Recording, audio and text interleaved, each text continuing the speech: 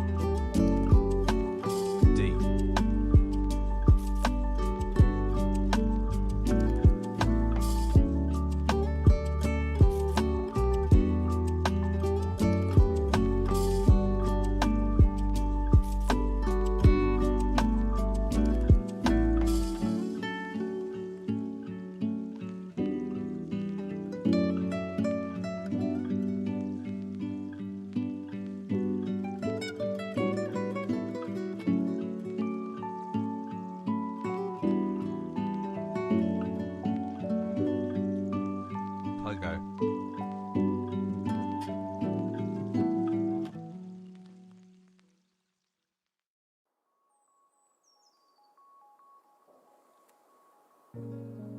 "20 months and no grass touching or bans, doctors hate me."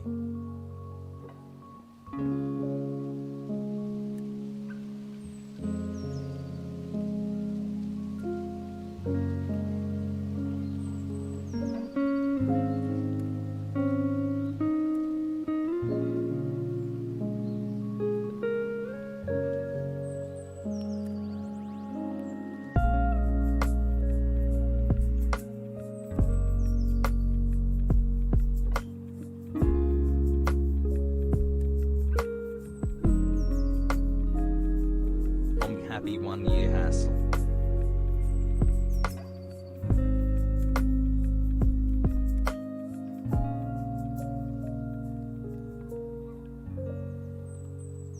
"5 months with my himbo chat, can I get a dank hug?"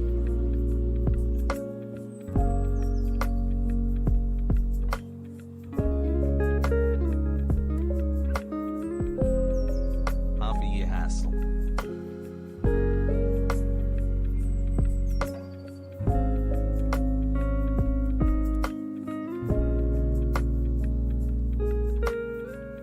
Hi Hasan and chat.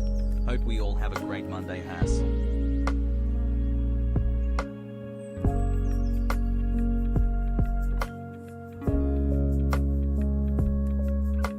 Hey chat people, hey.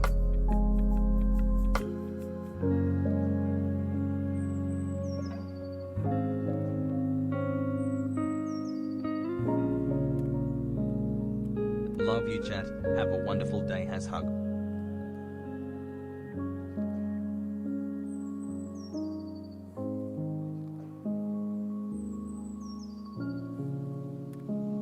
_purple_heart.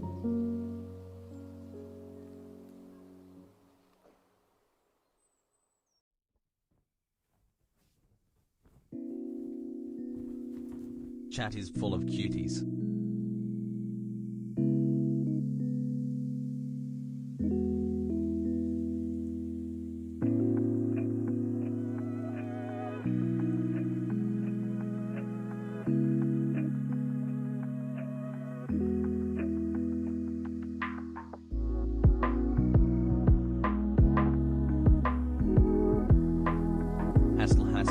Hassle.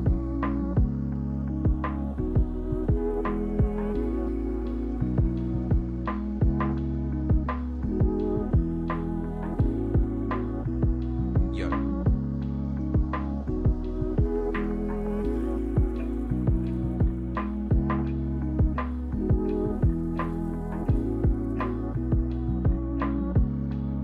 Hassle.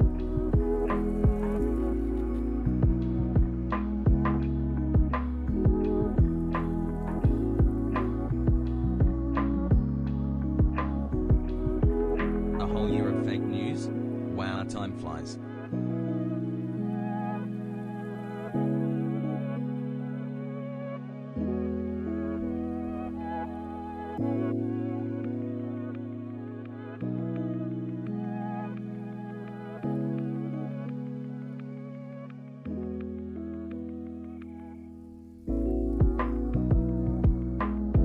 Arjan, will you tell me I am a good maid?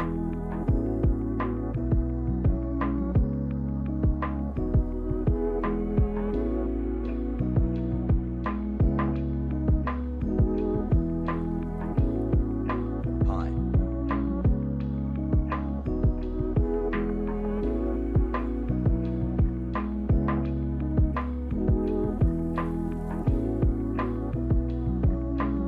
To all three heads in chat, Binaldo.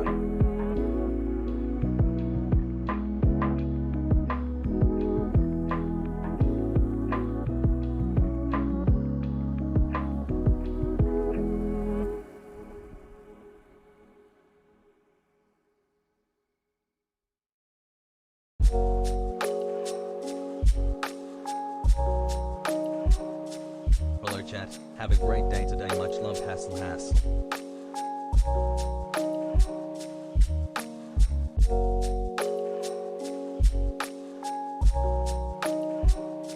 Love you chat, hassle.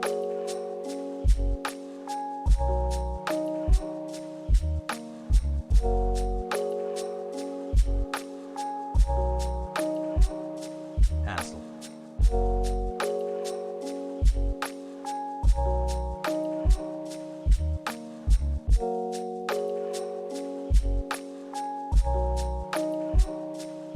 We ready for the fat show chat?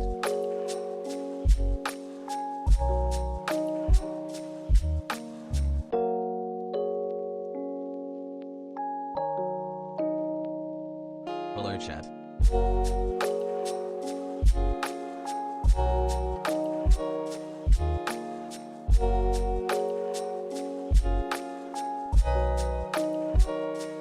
As high.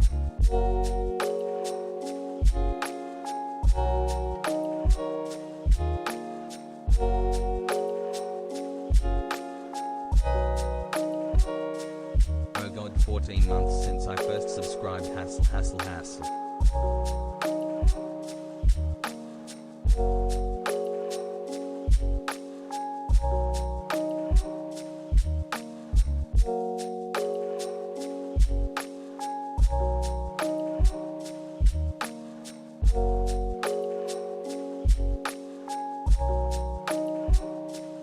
Yo chat.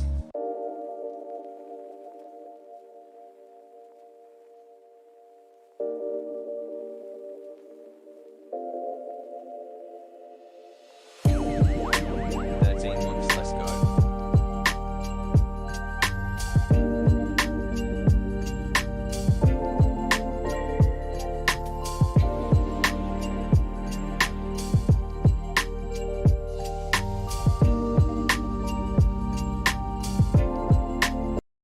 Waiting for Hasan. Gonna go watch some videos and Another just do mukbang. a lot of commentary on his stream. It's all a meme.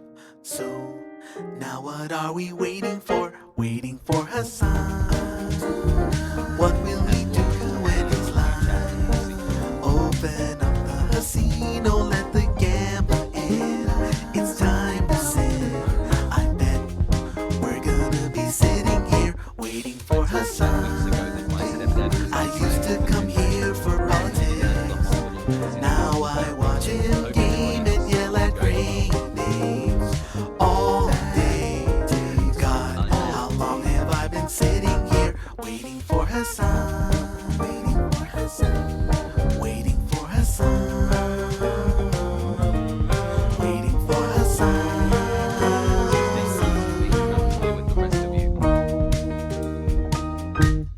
What's going on, everybody? I hope everyone's having a fantastic evening, a fantastic afternoon, or a fantastic pre-noon, no matter where you are in the world. I'm Hasan Piker, and this is the HasanAbi broadcast coming to you live from sunny California, Los Angeles, folks. We are live and alive, and I hope all the boys, I hope all the girls, And I hope all the NBs are having a fantastic Month one number because it 9. is Thanks for the Monday, right October pads. 4th, 2021. 11:06 a.m. and I'm early. And guess what, folks? It is a beautiful Chat and 83 Anti-vax wants degrees to here adopt my in foster cats. sunny What should I do? Also, California, I sent my mom back. Los She Angeles. says you two had something special. Beautiful day for many. I don't know if it's a beautiful day if your only way to communicate with your friends and family is Facebook or WhatsApp Say or my name correctly, whatever the H4 messenger for the application match. Facebook has, then it's probably not as much as a beautiful day for you because shit is down, folks. That's right. If you were unaware, 14 months of laughter. Facebook and love. is Thanks down. for all the good times. Chat, hassle. Today is going to be a big fucking day. There is so much going on. Joe Robin at Biden did a presser. Birthday, man. By the way, you look in chat. I'm just like, I'm gonna hit the whoa, okay? I'm gonna do like a quick recap of whatever the fuck's going on in my life, okay? In my personal news, all that sort of stuff. And then we're gonna get right into the thick of it, because there's a lot to talk about.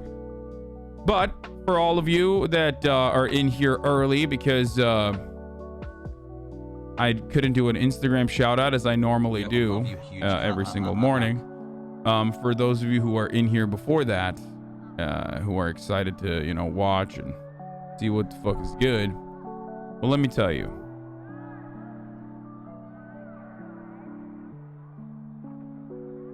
This is a part of the broadcast where I tell you a little bit about my personal day. Last night, I ended the broadcast and I went to shoot something with Jay Schlatt, 22 years old, by the way. It was a lot of fun and I can't wait for you guys to see it. I'm really excited that I'm able to actually have a good day today, you wonderful people. Hassle. Do stuff. I'm actually excited that I'm able to do some additional outside of Twitch content with other content creators. So that's like a wonderful thing for me specifically. If you haven't listened to yet, there's so much extra content out there outside of my like endless amount of content that I give you, endless amount of fucking news information, streams that I give you that are like 8 hours, but it's been a lot shorter this past week, like 6 hours, whatnot. Outside of all that, I've been doing a lot of other things beyond that. We got Chuckle Sandwich, the podcast that just came out. That's Jay Schlatt, Ted and Vision. We have Leftovers episode 2 that just came out. Ethan and I are getting better at, collaborating, coordinating. We're getting on a good flow. So there's that. And, I'm doing a bunch of other stuff. Where's the Super Mega Cast app? I'm so ready. I have not done anything. I literally stopped listening to so many podcasts since watching your stream. Stop making more content. You guy? Yeah, no, I know. I will not stop. I will not stop.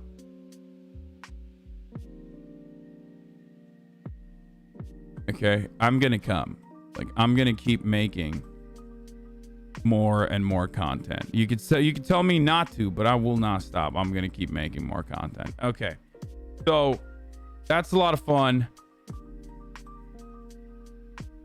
And this past week was like a week off from my diet, a week off from everything. I'm back. I'm back on the regular order of business. Yes, we have a last week tonight episode that we're gonna react to. There's just so much going on.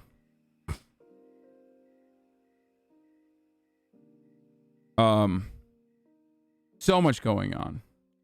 You were significantly better in episode 2 Leftovers, and the new F&M style is very, very good. Okay, I'm glad you like it.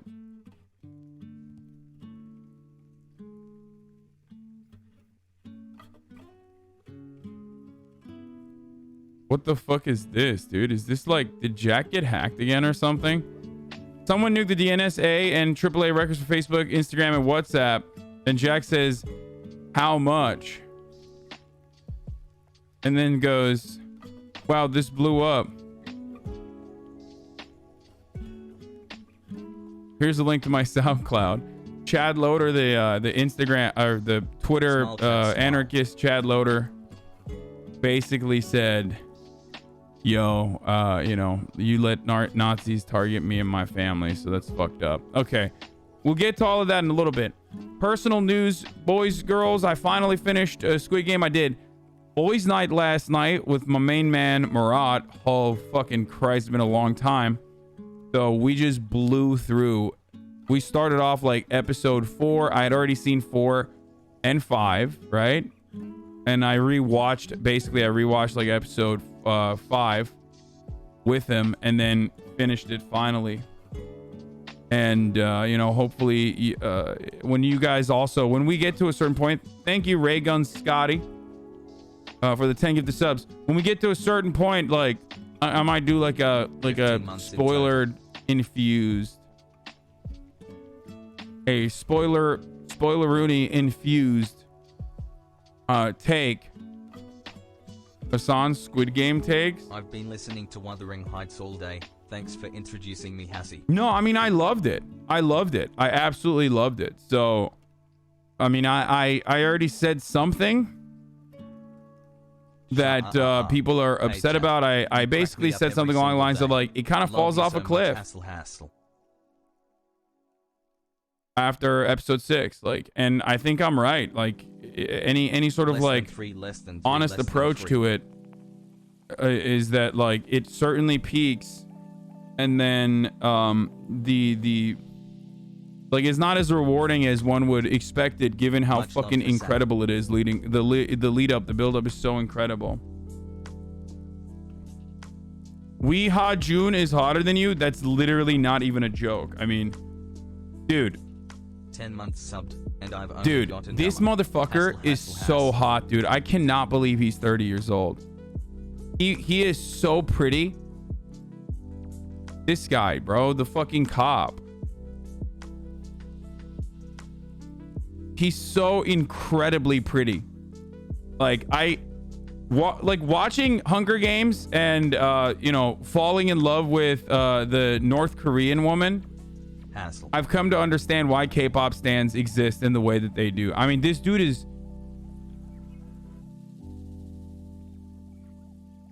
incredible.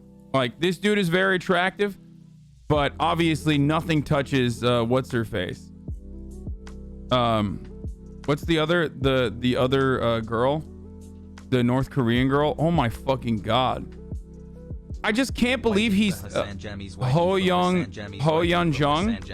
Oh yeah, I literally had already googled her earlier. Like, I don't know. I just like, this is the most beautiful woman on the planet, I think. I'm not even kidding. Like, it's just like, it's insane. She's stupid. Like, it's just like insane. It's insanity. Let's get it. I totally fucking understand K-pop stans now. I'm not even kidding. Like, I get it. All K-pop stans are just fucking horny. That's it. That's like, that's what it is. And that horniness is what's like leading them to be like unreasonably defensive. I am now officially like a K-drama stan.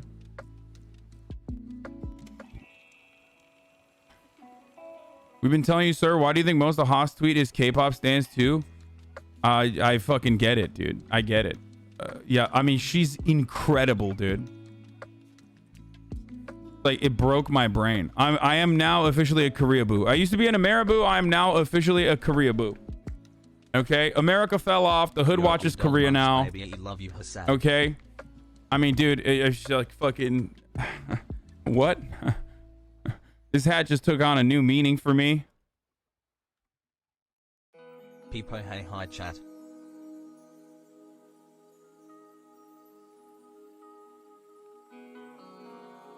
She's hot, but the show is so bad. What? No, the show's not bad at all. The show's actually great. It's like a pretty basic fucking BR setup. Like, I mean, there's significantly better ones out there. I would even go so far as say Alice in Wonderland might be better. But like, this show has staying power in the American and Western audiences, and that's huge. That's a great thing. Why are you breaking out? I don't know. I'm not breaking out. I just have one zit, but You know, one broke out. Alice in Borderland is really good. Did I say Alice in Wonderland? I meant Alice in Borderland. Like, I loved Alice in Borderland. I would even go so far as to say that it's like might even be better than Squid Games, but dub watcher? I'm not a fucking dub watcher. Get the fuck out of here. How dare you? Cheers to many more.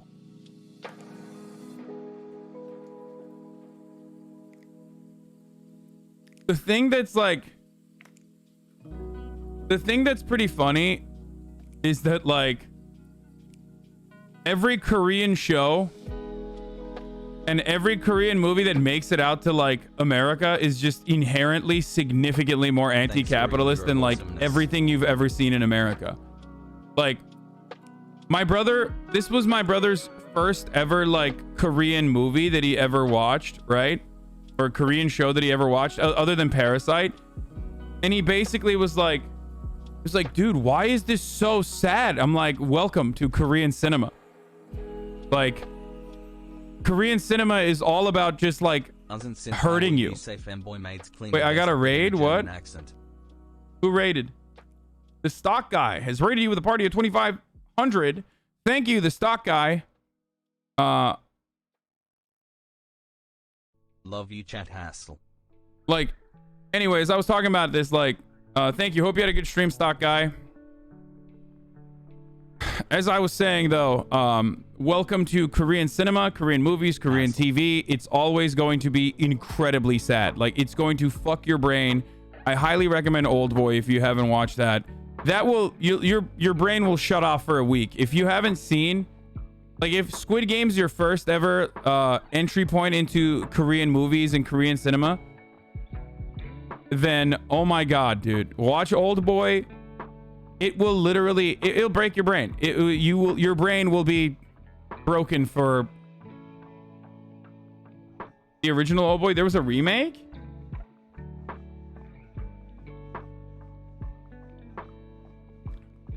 For the record, today's a good day. Today's a big day. I'm gonna tweet out that I'm live right now, because there's a lot of news to cover. Like I said, gaming when at HasanAbi.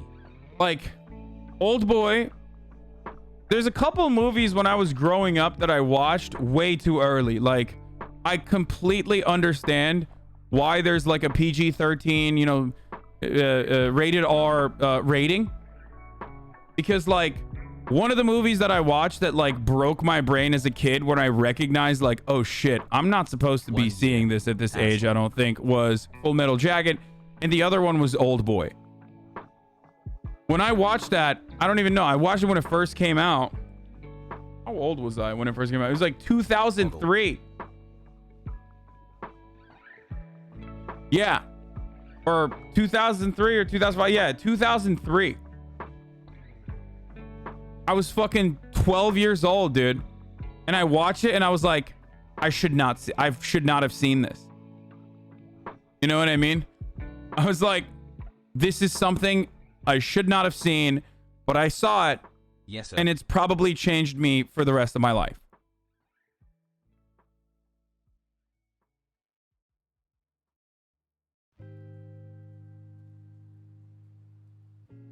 Let's go. Love ya, Hasan.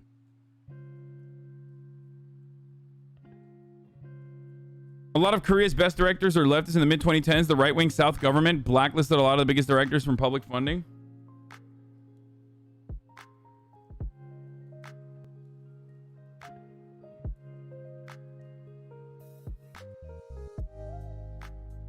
Everyone who watches Squid Game is horny as fuck. Dude, it is impossible not to be horny when watching Squid Game. The characters, even the fucking main guy is like hot, dude. Like, they're all just attractive as fuck.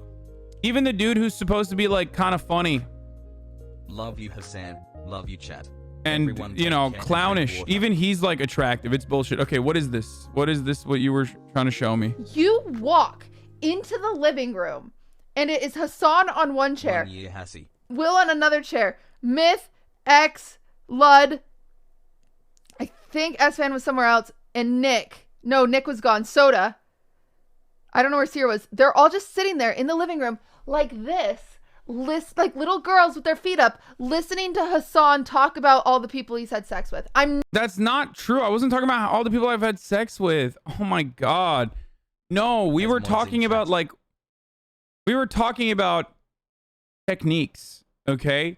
And I was just like I was just trying to understand. I was trying to get a better understanding of like what they do and what they should do more. And I was telling them it was like Chadvice. It was literally like IRL Chadvice. And it's all the shit that I've talked to you guys about before, like the jerk off thing. You know what I mean? Like, why do you keep digging? It's not like that, man. Oh my God. Not kidding you. That is what happened.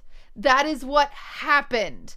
I'm not. They were like, and they were just talking about cum and jizz. And yeah, we were talking about like masturbation. And I told them the timing thing that I used to do when I was like younger. I realized like I haven't had sex yet, but when I do, I'm gonna like want to last longer, right? And I feel like I'm not lasting super long, so I started timing myself, and I've done it for years. You know what I mean? And Ludwig and Soda were like, "Fuck that," and I was telling Ludwig like, you know, Lud and I were having a disagreement or an argument basically where he was like, well, you know, if I get to come early, 13 months later, you know, in a genocide type situation, I get to repopulate the earth a lot faster than you, and you lose. Like, that's what he was saying. Sad day today, but I'm happy. Like setting a timer or watching the clock? No, I just like look at the clock. I look at the clock when I start, and they look at it when it's at 15 minutes.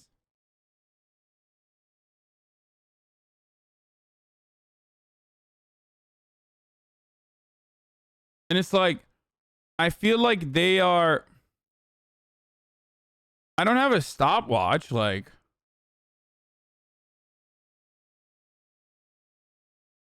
you're the only dude in the world that has to aggressively defend the fact that you don't have sex.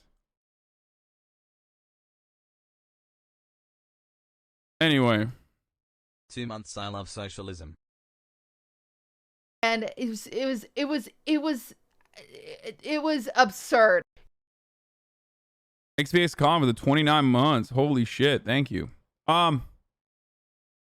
Anyway, let's fucking blast off, boys. Let's do it. I'm going to tweet out that I'm live. Okay. It's been a while. We should go. We should get in here.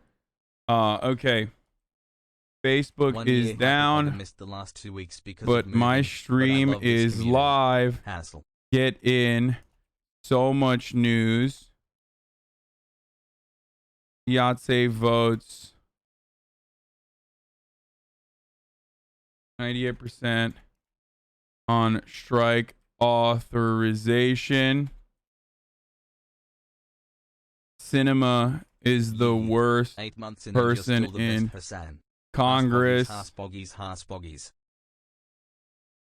I hide my wealth in Pandora Papers.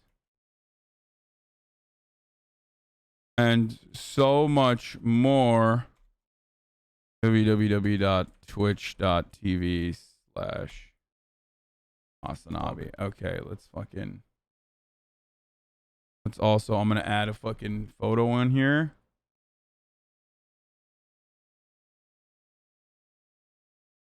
I'm gonna add a meme on here that I stole from OK Buddy. And then so much news. Yes, votes 98% on strike authorization. Sinema is the worst person in Congress. I hide my wealth in Pandora Papers and so much more. Okay, there it is. Let's see if you guys like that meme, by the way. I fucking ripped it from OK Buddy. I'm thinking I'll just like post something from OK Buddy once Mr. Hasan a day, Mr. whenever. HasanAbi Piker, I have 1 yil. Here's to another 1 2 yil.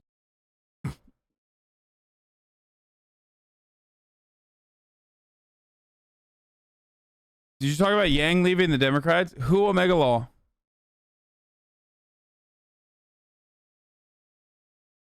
Who Omega Law? Smile.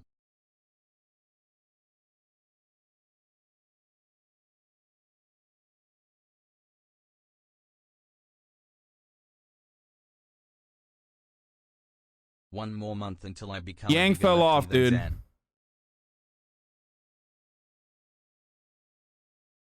Yesterday we talked about Sen Sinema avoiding young activists, like young immigration activists at ASU. Every day you're convincing more and more to join the far right. Yeah, totally, dude. HasanAbi ich doc. 2 minutes ago he created new. We got a new pet, boys. We got a new pet. Hans bin ich doc. New pet in the chat. Yeah, dude. The far right is just like, they come in here, people come in here and they're like, man, I'm gonna be a fucking man. I want to find out what's going on with this HasanAbi guy, and then they're like, oh shit, like I'm a fucking Nazi now. Yeah, it's growing, dude. I am the best chatter. Revolving hearts. German name wants to join the far right. Yeah, dude. Get fucked, bitch. Automatic L. Yes, IATSE has overwhelmingly said yes to a nationwide strike with 98.68% yes votes with a 90% turnout. This is going to make history. This is the largest like private sector organized strike that has happened in like the past fucking couple decades, dude. This is a major issue. Okay, a major issue. And incredible turnout, obviously. This is literally the reason why Capitol owners are absolutely fucking terrified and shit their pants at the mere prospect of a unionization effort, okay? This is the reason why they're fucking terrified. SAG is the Screen Actors Guild. IATSE is the behind the scenes. Okay? The International Alliance of Theatrical Stage Employees, the union behind the entertainment. The union behind entertainment. This is the union for everyone that works to make a fucking IATSE. Yeah, I know. Shut up. I know. These are the production folks. These are the people that work tirelessly without much fanfare to make the shit that you consume work. Without them, there would be no movies. Okay? And, you know, much love to them. I subbed specifically for this emote. It's fucking awesome. It's the grip and electric department. Hasan. Yeah.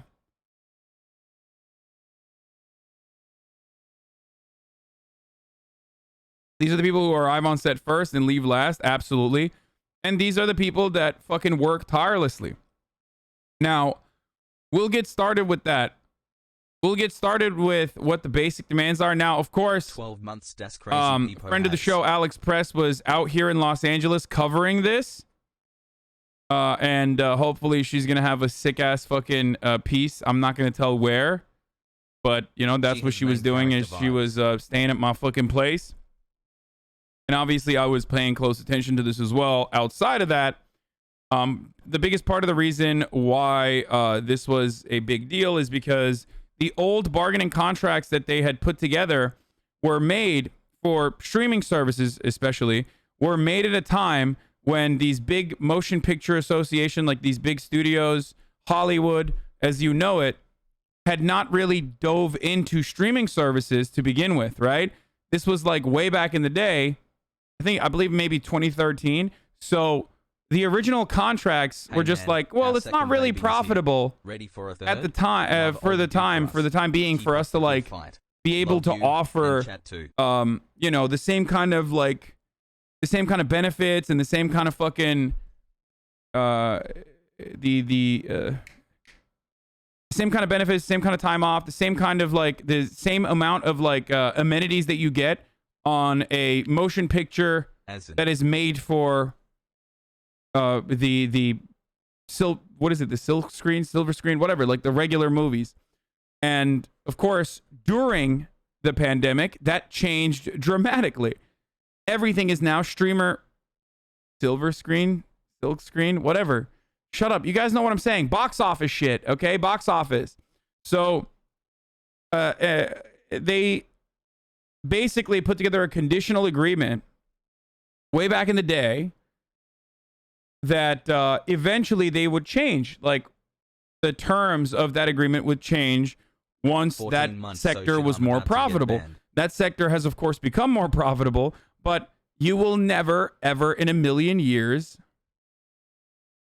you will never in a fucking million years get capital owners to turn around and be like, yeah, okay, it's more profitable. Let's give you more profits now. That's not going to happen. And that's precisely why you need unions. Hassle. Because there is no reason for capital owners to ever in a million fucking years turn around and offer more of their fucking profits back to the workers. They will literally just increase the profit margin over and over again because they care only about, the boards at least, the executives at least, care only about the fiduciary responsibility they have to shareholders. Stakeholders are not considered. And the shareholders as high and those who stand to make the most from these movies being released do not want you to take more from the labor that you put in. And that's precisely why unions are an absolute necessity. And I love this story because I feel as though there are a fuckload of strikes happening right now all around the country. We know that this is a tight labor market. We are officially entering a real tight labor market, not the fake tight labor market that was artificially always eviscerated by a undocumented immigration being put against documented, the documented labor force, a tight labor market that never had any bargaining power whatsoever. So COVID has really dramatically radicalized a lot of people into seeing, recognizing the material conditions that they are existing in. So overall, really good stuff, folks. Really, really, really good stuff. Okay. 10 months. Yeah, here you go.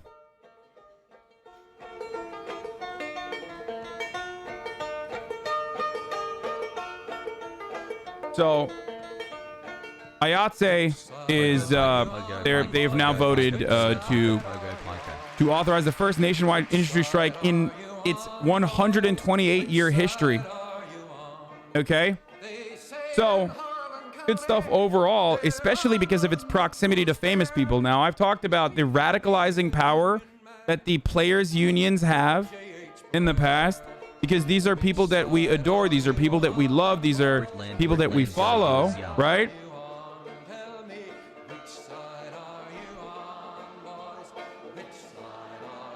And that's precisely why... Wait, last time you played this song, the VOD had the volume muted for the video? Oh, shit. Okay. I won't play it then. So, the NBA Players Union, the NFL Players Union, players unions in general, SAG, and AFTRA, these are incredibly visible unions, right? They're very visible. They're not even considered like regular unions. People don't even fucking consider them, right? They don't even think about that. And part of that is because obviously it is the closest you can get to a meritocracy. We have demonstrably seen that it's like incredibly difficult to replace these people with scabs. They have a lot of power in and of itself. And that's part of the reason why they can get a higher percentage of the profits that they generate for their team owners, right, than the average worker in any other industry. So the NBA player union is fucking up so bad lately that it's good not to see it as a union. Okay, just chill. I'm talking about to the average fucking person. To the average person, to the average American that is so far removed from like comprehending what unions are, unions that revolve around the rights and labor rights of highly visible people, highly visible sectors, like artists, like celebrities, is ultimately a good thing. And the IATSE union taking action like this, in a historic action like this, in its 128 years in history, is a good thing because of its proximity to the famous people that will also fucking support it, that have been supporting it. You've seen so many Hollywood celebrities be like, we stand with these people that are making all of this work behind the scenes. Do you get what I'm saying?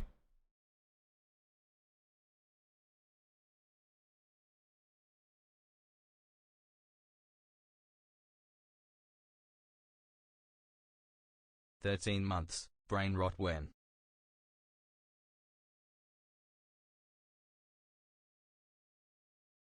How do you counter the hogs who think that these famous people striking, unionizing is just privileged individuals complaining? 13 months of listening to all of It depends on how hog-like they are, and there's nothing you can do about it. It's the example I often use is like the I smile. The union in the UK for the metro, like the subway trolley drivers or whatever. Like, they are very well paid, but they're very well paid because of their union. So when they were originally striking for better benefits, there were a lot of other fucking workers. The tube, bruv, whatever, shut up. I don't care enough, okay? It's the fucking UK. Who cares? But when they were striking, people would get upset. They were like, what the fuck? These guys get paid well already. They're being selfish and whatnot. That is a capitalist tactic. That is a way to pin you in your fucking shit workplace conditions against others that have been able to overcome said workplace conditions and the horrifying nature of like a regular capitalist organization within every sector. How do I stop this? They pin you against those guys. They make you fucking jealous. They make you upset. Okay? So that you don't actually focus on the real villains of this story. And so many people the streamer has raid. Jump on that hook, line, and sinker. They take the bait and they fucking yell at other workers that are able to successfully bargain for better workplace conditions. Okay? That shit really fucking pisses me off. I mean, for obvious reasons, a lot of people get mad at me. A lot of IATSE members are hogs and Trump supporters despite directly benefiting from unionization. I wonder how they balance that. I think a lot of people misunderstand, okay? It doesn't matter. I don't give a fuck if you're a goddamn Republican, okay, and you're in a union. I care about you getting protected and you being able to fight for your fucking rights in a workplace, okay? It doesn't matter. Your political point of view doesn't matter in this circumstance. The real it's no different than Medicare for all. Oh, well, a lot of fucking Republicans are like, you know, they would love to benefit from Medicare for all, but they're like voting for Republicans. It doesn't matter. It doesn't matter. This is not supposed to be that, okay?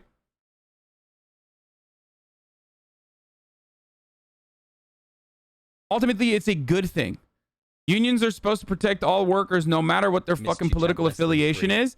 Also, it doesn't really matter because one party historically, up until recently, maybe not so much in the like last 20 to 30 years, but one party has historically supported unions, and therefore unions ultimately end up being a vehicle for that party to end up winning elections as well. Let's go 11 months hyperpogger. Let's go 11 months hyperpogger. Let's go 11 months. This is really hard for Americans to comprehend because this is not a left-right issue. This is a class issue. This is a human rights issue. Okay? Labor rights are human rights. It does not matter if you are left-wing or right-wing. Okay? What matters is that you have at least some semblance of fairness in the workplace, that you have some kind of organizational capacity, some kind of power to be able to say, I don't want to put up with this shit anymore. You guys are fucking making money, flying around in private jets, living in your $3 million Hollywood mansions, okay? You know, driving around in Porsches. While we don't get to see a crumb of that return. That we have to work fucking incredibly long hours. And that's bullshit. It doesn't matter if you're a fucking Trump supporter or not. You should be able to get together with the rest of your fucking workers and be able to say, we're stopping this. Like, we are striking. We are no longer working until we get our demands met.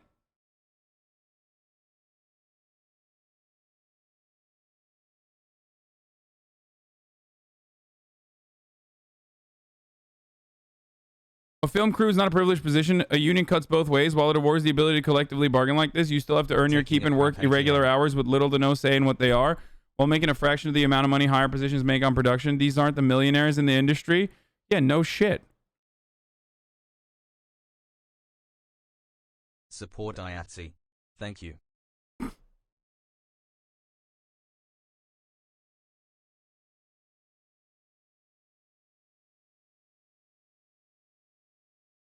"6 months of this socialist himbo Scotland." And there are always going to be instances like, people always tell me this. People always tell me, Hasan, like, well, this union did this union did that. Or people will say, like, this union voted for something that I wasn't interested in. Or this union voted for something I didn't like. Or, well, unions are actually corrupt too. And my retaliation to that always is the same. My retort is always the same. Okay? If corruption is an inevitability, I'd rather have a fucking corrupt formation still to some degree defend the interests of the workers, okay? That's just the reality. Because currently there is still corruption. That corruption is of course normalized. There's authoritarian corruption in the regular capitalist workplace. I saw this response on the issue is, yeah, I've said this. I've talked about it a million times over. Can't believe you pretend to be a left-wing socialist, but you actually drive a Lambo and live in a villa shaking my head. Yeah, exactly.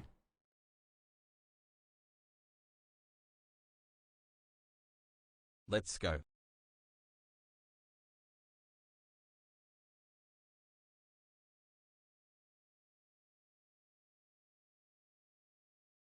What about the mafia infiltration into labor unions? Thoughts on this? I don't know if you already talked about this. Motherfucker, the mafia infiltration. Like, what is it, Jimmy Hoffa, dude? Like, we live in 2021. There's no fucking unions and even less of a mafia. Okay? Jesus Christ. That's literally like your dad's fucking rhetoric. Your dad's anti-union rhetoric. Like, you're unironically recycling talking points from your grandfather right now.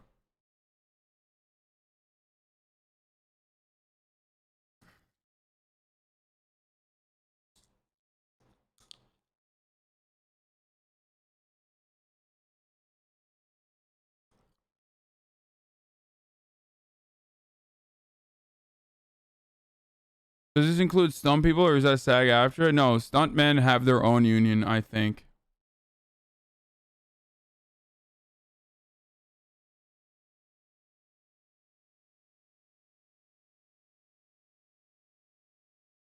Why don't they just find better jobs then? Yeah, totally.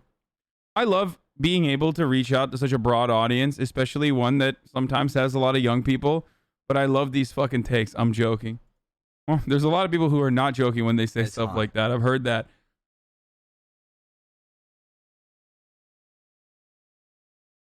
Is it common to not have unions in America? Yes. It is the most American thing. Parasocial with a workforce, with a labor force that is only 10% unionized, and with no other collective bargaining agreements that encompass the rest of the workforce. America is one of the least unionized countries in all of the fucking comparable OECD nations. 10% is generous? Yeah, no, it's the truth though. It's literally the unions only encompass 10% of the American labor force. So it is mind-boggling to comprehend or even to think about if everything you know is literally just friggin' go. If everything you know is like unions for all working class members, for all industries, for all sectors. If you live in like a normal country, like a European country, you know what I mean? You're like, what the fuck? 10%? What are you, insane? The sub was on Yep, repeat. that's the truth. That's the reality.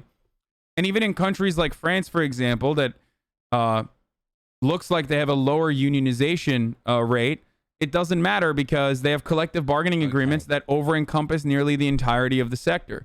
They have like 90%, like the 90% of the industry is still covered by collective bargaining agreements.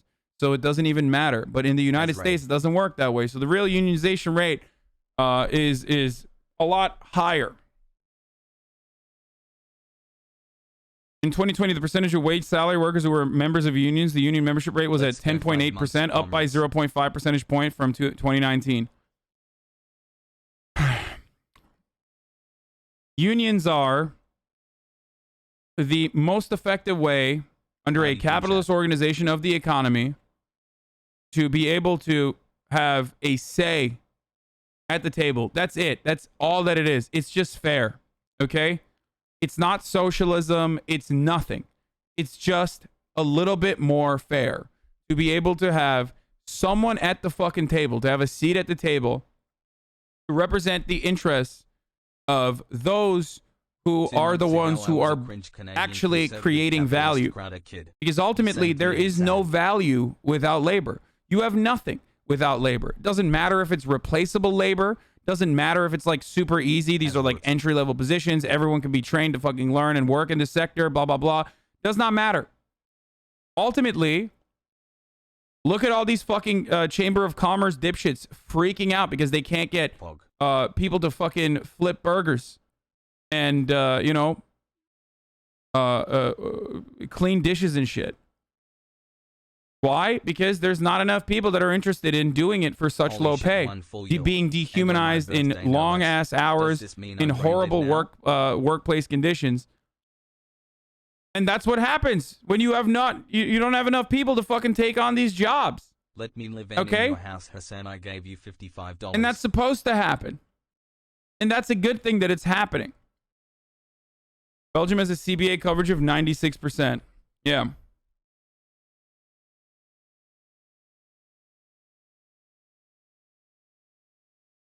Can you explain why a majority of lawsuits are from unions when they only make up 10% of the labor force? Just think about that, dude. I love you. Think about that for a second. When you, in a non-unionized sector, get fucked over by your boss, you have no way of restitution. You have no way to fucking fight back. 11 months. As buff. It's like a benefit for fucking unions. I don't know why you're...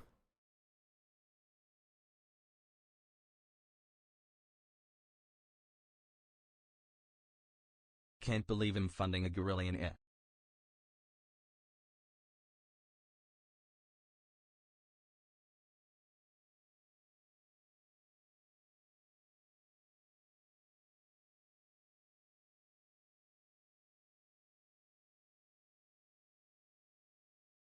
Because the union has lawyers that can do it on your behalf. That's not the gotcha the chatter wanted. Yeah, I don't understand why he thought that was a big gotcha.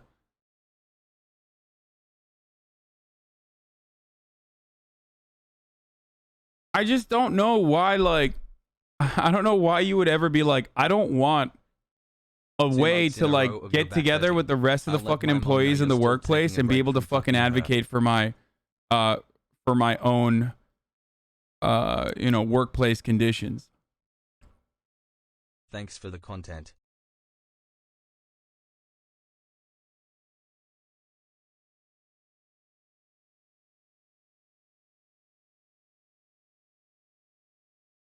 Hassle. I hate allowing fairness. I hate allowing fairness that my bosses will never let me allow. The bosses will never give me. You know, I hate having a mechanism to push back. Like, it's nothing. Like, it's not even anything, dude. It's just fucking fairness. That's it. It's what is right and what is fair. So I don't know what else to say. Like, this is the bare fucking minimum. Unions are like the supporting Bernie Sanders and Jeremy Corbyn of, like, politics. You know what I mean? Or love you, of labor rights. It is the bare minimum you can do. Okay?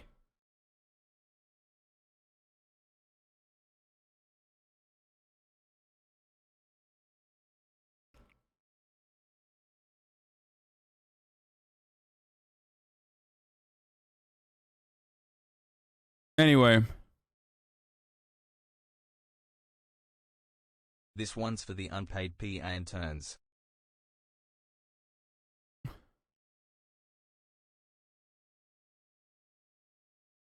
I'm a resident physician at a large academic center, and we're threatened regularly with being kicked out of the program for attempting to unionize. Residents make less than minimum wage, and we still work 80 to 100-hour average weeks. Yeah, that's illegal, by the way, but of course it doesn't even fucking matter. It's supposed to be illegal. Like, that's literally illegal. What that person just mentioned is illegal. But it happens so fucking frequently. I'm sure the words that they are using is most likely not that. There's another strike going on here. I mean, dude, there's so much happening. Our strike authorization vote began this morning, and already more than half the membership has cast the vote. Our predecessors fought for a Kaiser Permanente with the best patient care and best jobs. We are more committed than ever to honoring that legacy. We will not back down. This is the nurses and healthcare professionals in California, Hawaii, and beyond. Like there are multiple instances of labor action occurring all around the country right now. And I don't know, shit is kind of heating up, dude. Shit is kind of fucking heating up, boys. It's weird. I don't know. I don't know what this is, but things are looking good. I, in all of my career of like covering politics, have never seen this level of like labor action before. But here it is. This is Jonah Furman doing a union roundup. He's one of the brilliant labor writers out there. This week's union roundup is a big one. Lots of strike activity all around the country. On strike, there are 2,000 Buffalo hospital workers. I've heard from other Buffalo hospital workers in this network that said that this could actually trigger additional strikes from other sectors in Buffalo as well. You have 2,000 Washington carpenters. You have 1,000 Alabama miners that have been striking for a long time. You have 700 nurses in Massachusetts, 450 West Virginia steel workers, 420 Kentucky whiskey workers, 350 Denver janitors did a one-day strike, 300 Los Angeles aerospace manufacturers.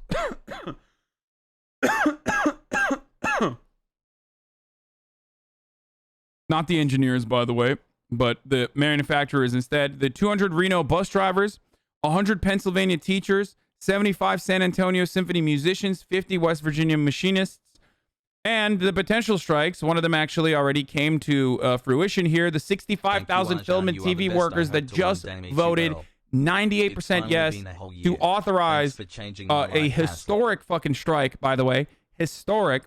I will also show you guys some strike funds later when, you know, those things start popping up, obviously. We will put support into IATSE as best as we can here. 37,000 Kaiser healthcare workers that we just showed you. 10,000 John Deere manufacturing workers that I believe also voted 99% to strike. That is a huge one as well. Let me see. 1 second. Yeah. That was 6 days ago where John Deere workers voted overwhelmingly with a 99% margin, baby. 99 fucking percent margin. That's crazy, dude. That's insanity. Okay? Has what? Thousands of grad students at Harvard, Columbia, and Illinois State University, and 20,000 Cal State University faculty members are potentially going to strike. 2,000 telecom workers in California, 400 hospital workers in Oregon, 350 hospital workers in California, school bus drivers in Warwick, Rhode Island, Las Cruces, New Mexico, Elk Grove, California are also slated to strike. It's huge. Now, for those of you who look to like the grad students and go, oh my God, these like pussy ass, you know, gender Marxists or whatever the fuck, why are they striking? I must remind you that like the academics literally get fucking shafted the hardest in any sector. Okay? PhDs get absolutely brutalized. Absolutely fucking brutalized. They're expected to work 80 hours a fucking week. Their pay is the same as their pay is basically the same as like a fucking minimum wage. And they have no rights, nothing whatsoever, and they're routinely threatened. And you know, we'll pull your grants. You won't have housing. It's literally fucking free labor, okay?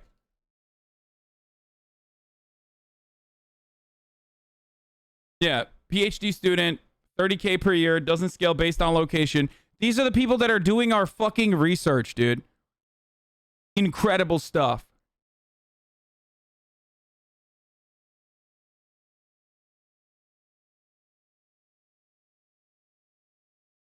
I'm a physics grad student making $2,000 a month. My rent is over $1,000. Yup. Grad students get fucking shafted extra hard.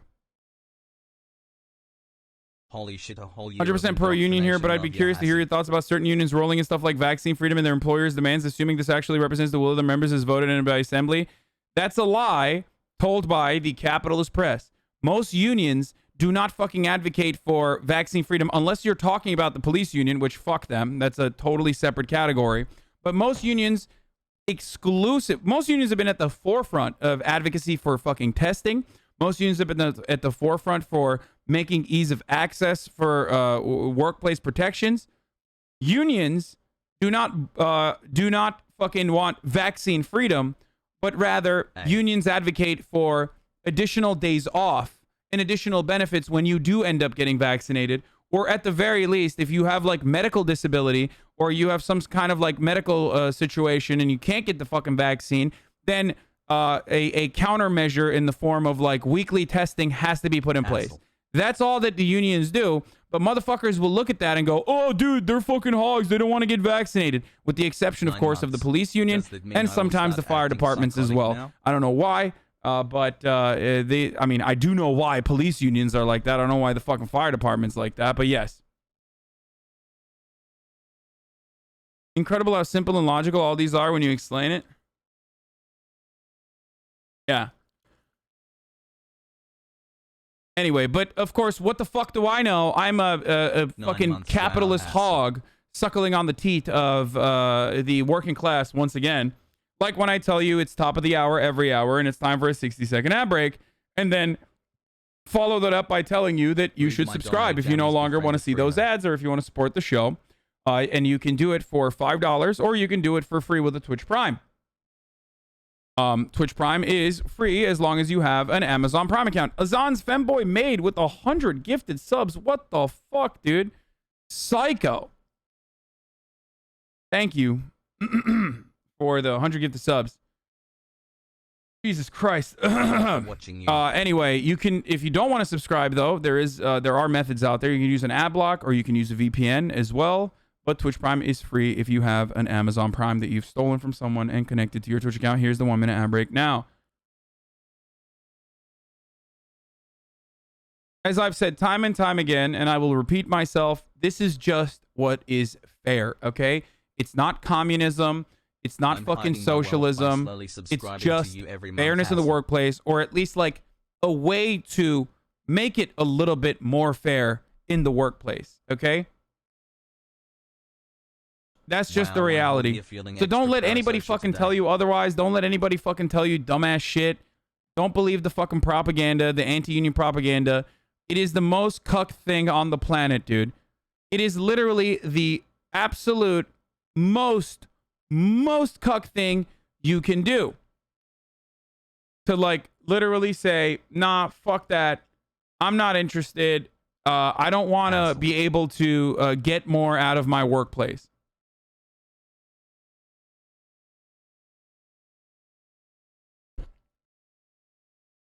I work in a white collar office and no one is sympathetic to organizing because they say I get paid enough. Why should I care? I know. One of the things that, for example, Amazon does very well in union busting, okay, other than all the illegal shit that they do, is the fact that they actually pay decently well in comparison to all of the other fucking jobs in the neighborhood. Okay, when an Amazon facility pops up in your neighborhood, they're paying at least $15 minimum wage or more. So when you get more than $15, you're like, well, what the fuck? I don't want to fuck this shit up. This is great. These people are telling me that it's not great in the end. Does not matter.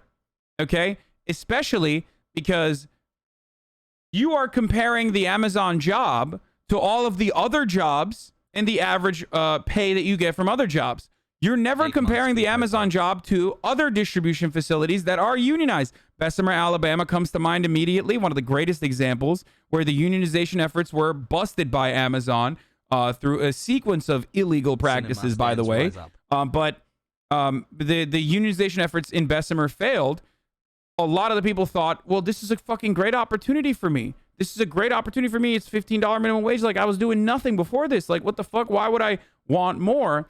Yeah, the workplace conditions are kind of shitty. Yeah, I'm dehumanized regularly, but I was going to be dehumanized everywhere else no matter what. Well, guess what, though? The unionized distribution facilities in Bessemer, Alabama actually had an average salary of $22 an hour, not the $15 that was in Bessemer, Alabama.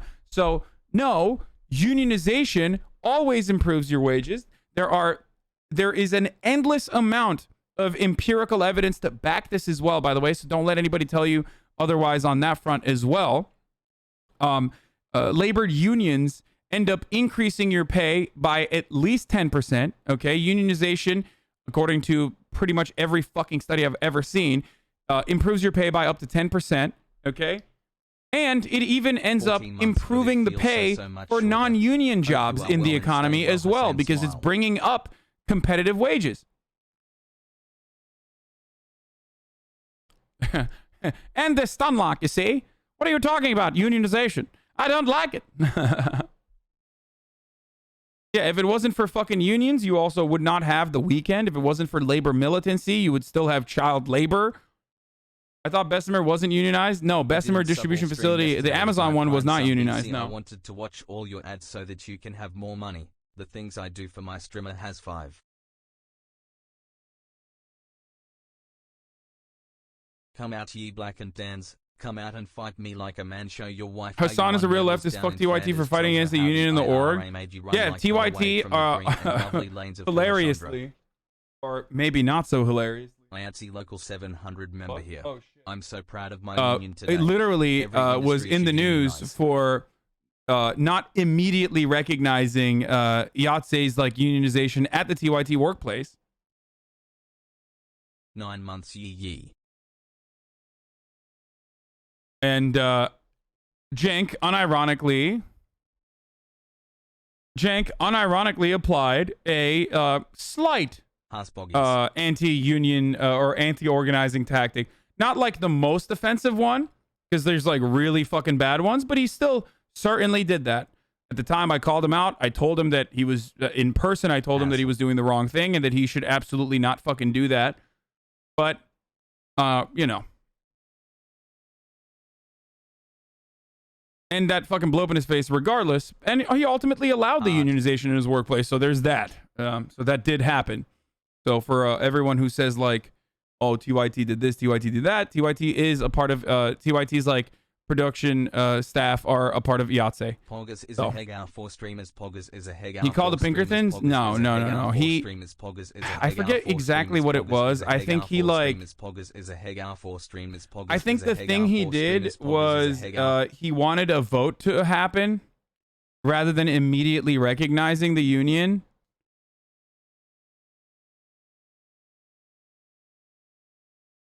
So you learn how to keep the OK Buddy union down from your uncle, man. The nepotism run deep. Exactly.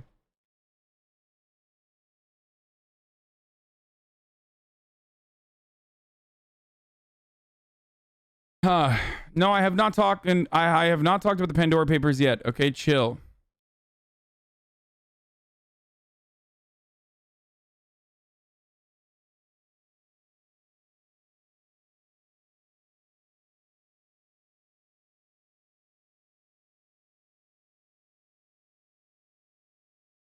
This is all really rich coming from someone who owns a house and even relaxes occasionally. Yeah, I know. It's pretty fucked up. Well, he didn't want a union at all. Of course not. He's a fucking business owner. He's a capitalist business owner. So of course he did not fucking want to have a union at all. Part of the reason why I don't want to expand endlessly and like build a robust and successful fucking franchise is literally because of what I've seen Cenk do. Okay.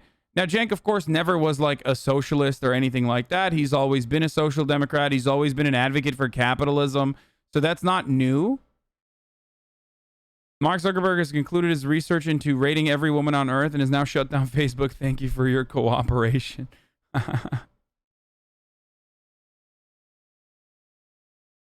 And yeah, apparently Facebook employees are not allowed to enter the building to evaluate the internet outage because their door access badges weren't working. I don't know what the fuck's going on right now on Facebook, but it is sussy little baka right now, dude. It's sussy baka central, dude. Facebook is venting pretty fucking hard. Currently arguing with my mom. She says that a company can't exist without a CEO, yet I maintain that a company can exist without one. How can a company exist without a CEO and function properly? What? The fuck? Of course a company can exist without a CEO.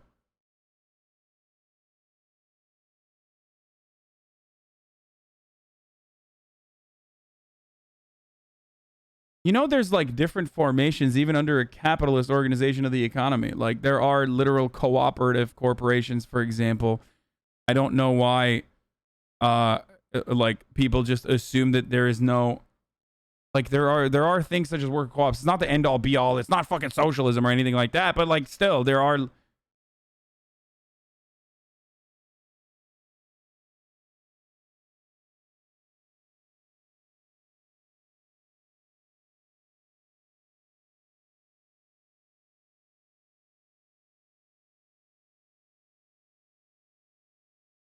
This is all incredibly suspicious that this is happening at a time when like Facebook is under a lot of government scrutiny as well, due to a new whistleblower that came out.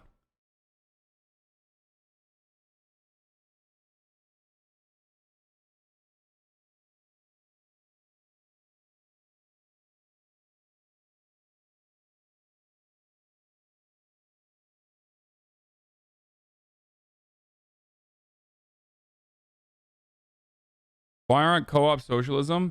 No, I'm not saying that like a lot of people think like, oh, well, every co-op, every business becoming a co-op will be socialism magically. Like it's not how that works. I'm not saying it's the end all be all of socialism. And it works for some industries. It doesn't work for all. Okay, but it's ultimately a good thing, and if you can make it work, then that's fucking great. Anyway, would you sacrifice Instagram for the elimination of Facebook? Yes. That's not even a question. That's not even a fucking question, dude. I think if Facebook no longer existed, it would be a net positive for the planet. I'm not even fucking joking, dude. Which industries could a co-op not work for? I mean, mine is a fucking immediate one. And also you have to remember, they're like, some people like a hierarchical organization. Like not everyone is like anti-hierarchy, okay? I find that like a really strange thing that people are always like, no, it has to be fucking no hierarchies, like abolish all hierarchies. Like, dude, you're too far left. Okay, cool, player 332.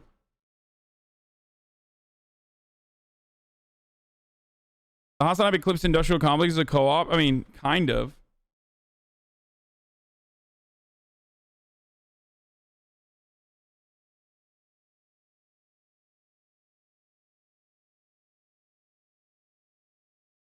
Not everybody wants to be the vanguard. Wait, what? No, it's not even like you're not even a vanguard if you fucking are in a co-op, dude.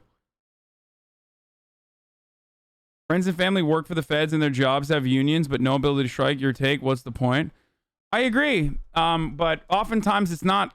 They have no ability to strike, but they will usually have like work stoppage or work like cycling their fucking workflow, shit like that.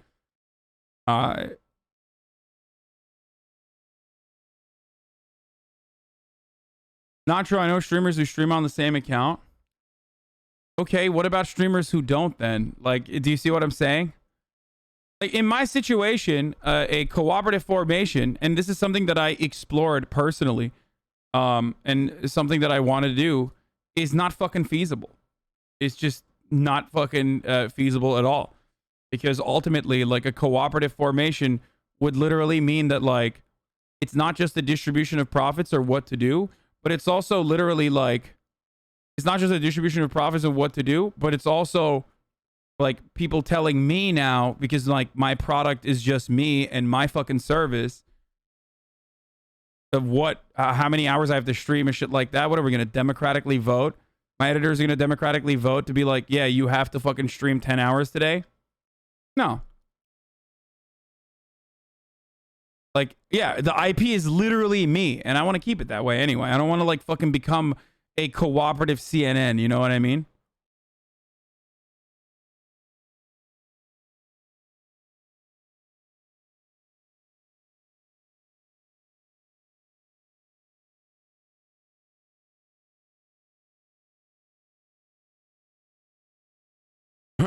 Might be fucking dope though. Yeah, that's really stupid. Like, yeah, it'll be dope, dude. Cooperative media exists, means TV, right? Yes, cooperative media does exist. Means TV is a great example of this. But again, Like they have an entirely separate strategy and an entire, like Jacobin is not a cooperative formation, for example. It does not have to be. Not every media organization has to be a fucking co-op. Even if they can. Poisoning the well by bringing up CNN.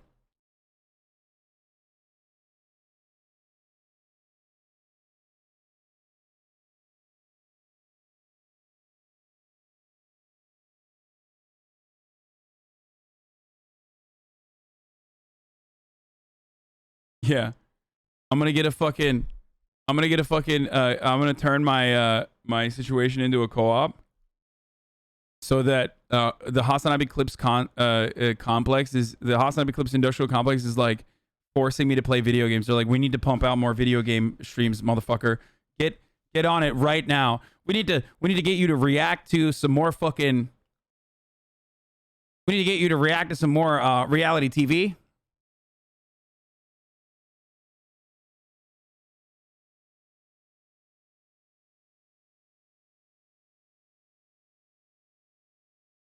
What about the arguments that unionization decreases productivity? Yeah, that's bullshit. It's not a real thing. What do you mean productivity? Productivity has fucking skyrocketed, okay? Productivity is yet another fucking capitalist measurement. I'm sorry. All right? Productivity, the only thing that unions do is fucking match up productivity with wages. That's it. Because currently productivity has fucking skyrocketed with technological achievements and workplace hours have not diminished. As a matter of fact, it's gotten even worse and worse where you're constantly on 24/7 and yet your benefits or your salary or your wages rather don't show that. Wages have been stagnant.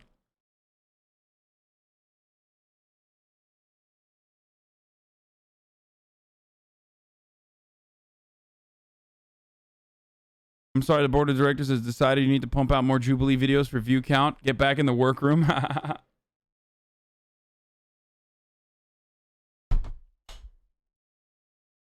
Anyway.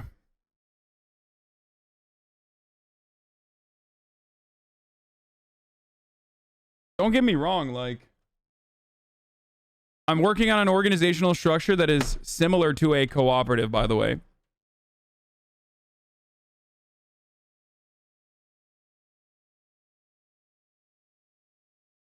Infinitely increasing quotas are absolutely awful and are used to cycle workers. Sales is the absolute worst. Yeah.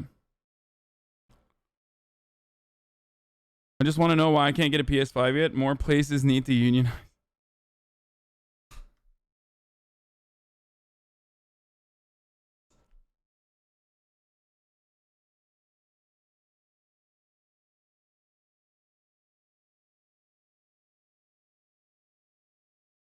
I agree that people are working longer hours due to short staffing, but I don't think wages have stagnated. Dude, I'm talking about fucking the past 50 years, and you're literally talking about a 5% raise that you just got at your company.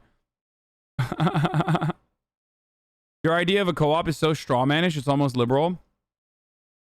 I don't engage in commodity production, you fucking idiot. My entire IP is a service that I'm creating. It's entertainment, and it's literally me. I'm the fucking service person in that situation. It's entirely separate from like trying to fucking build a cooperative around a new formation of a media company or trying to build a cooperative formation around commodity production. Things that have existed for a very long time and things that I am fully in support of. But it doesn't even matter because what I'm doing currently is still similar to that. So shut the fuck up. Your idea of cooperatives. Oh God, I fucking despise anarchists, dude.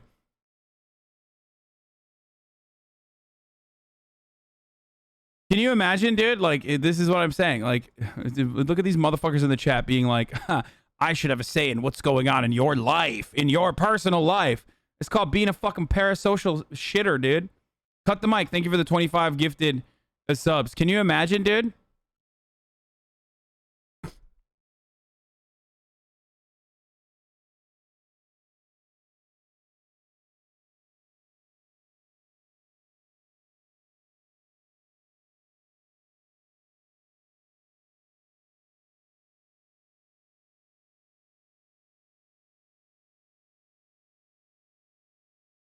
I'm from the Kentucky Distillery. Worker strike is getting zero coverage, obviously.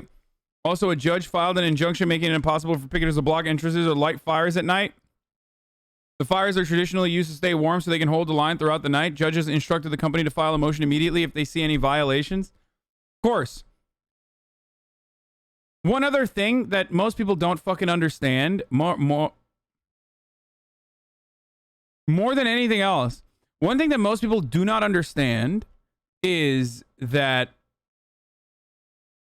like, when we talk about the entire capitalist organization of the economy and also like our politics and the way we govern is designed around churning out these sorts of results, little things like that is exactly where you see it. If you ever engage in like any sort of labor action, you see it where companies will literally fucking use the court system and the government to their favor, because the government is there to protect capital, the interests of capital, which is diametrically opposed to the interests of the workforce. That's just the fucking reality. And under a capitalist organization of the economy, the reality is that it's all like unionization from a top-down approach, and not one that is based or rooted within like labor militancy or labor action, is literally charity. That's it. That is the unfortunate fucking reality, is that like when you see companies built out in this more ethical way, it's almost always because either people got together and pooled their funds together, or because the person who is the owner of the business, right, is someone like myself or someone like that other girl from that makes like jewelry in Los Angeles, where they themselves believe in this, and that's precisely why they're trying to build this formation rather than go along with the regular order that would yield significantly better like profits. You know what I mean?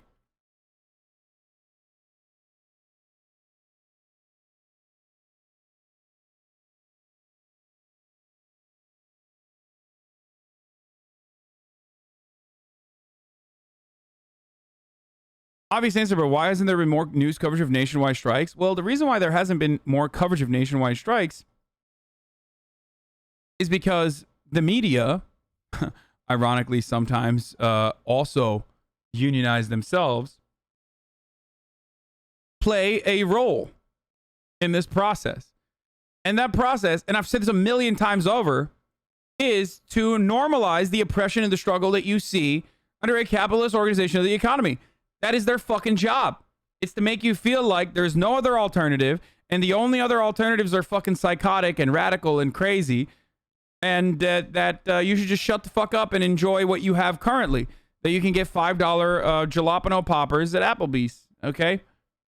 Take some time off on the weekends with the boys and drink. Dave Rubin loses it when Gloria Allred asked him if he's been vaccinated or not. Children could Hey, on the issue is, let's go. That's Alex, dude.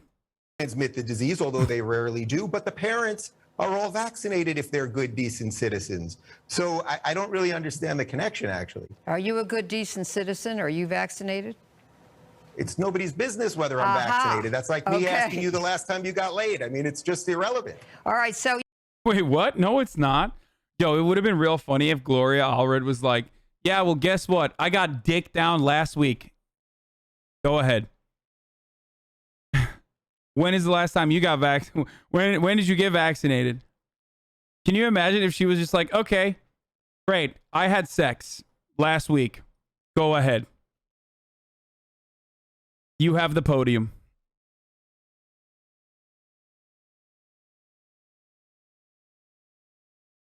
You know, what's really relevant is that it's one thing if you have the right to choose for your... My medical history is not your business, nor yours is mine. Let Gloria finish. Yes, children. It's not sexy to talk about this when news media is doing the same thing by making your journalists make 50, 70 articles a day and freelance have to fight for their money. Oh, yeah.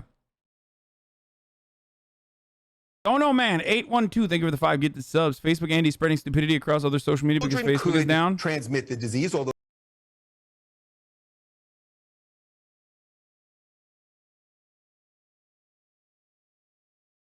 Okay. We are gonna move on to some a lot of other stuff because there's so much news.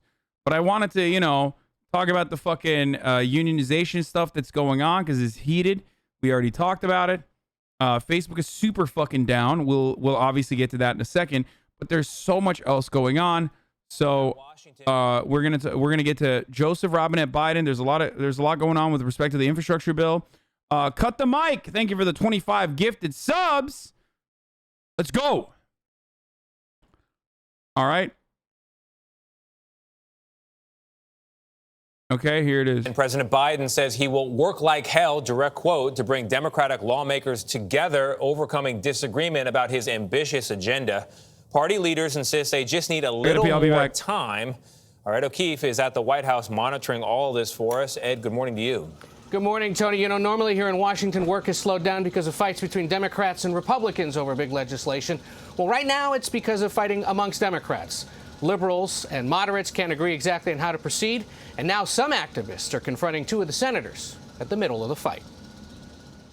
And it's because of the lack of worker protections that we don't have. On Sunday in Arizona, activists followed Senator Sen Sinema into a ladies' room, angered by her opposition to a $3.5 trillion social policy bill. Build Back Better, back the bill! Build Back Better! In Washington, other activists have even circled the House vote of West Virginia Senator Joe Manchin, who tried addressing their concerns.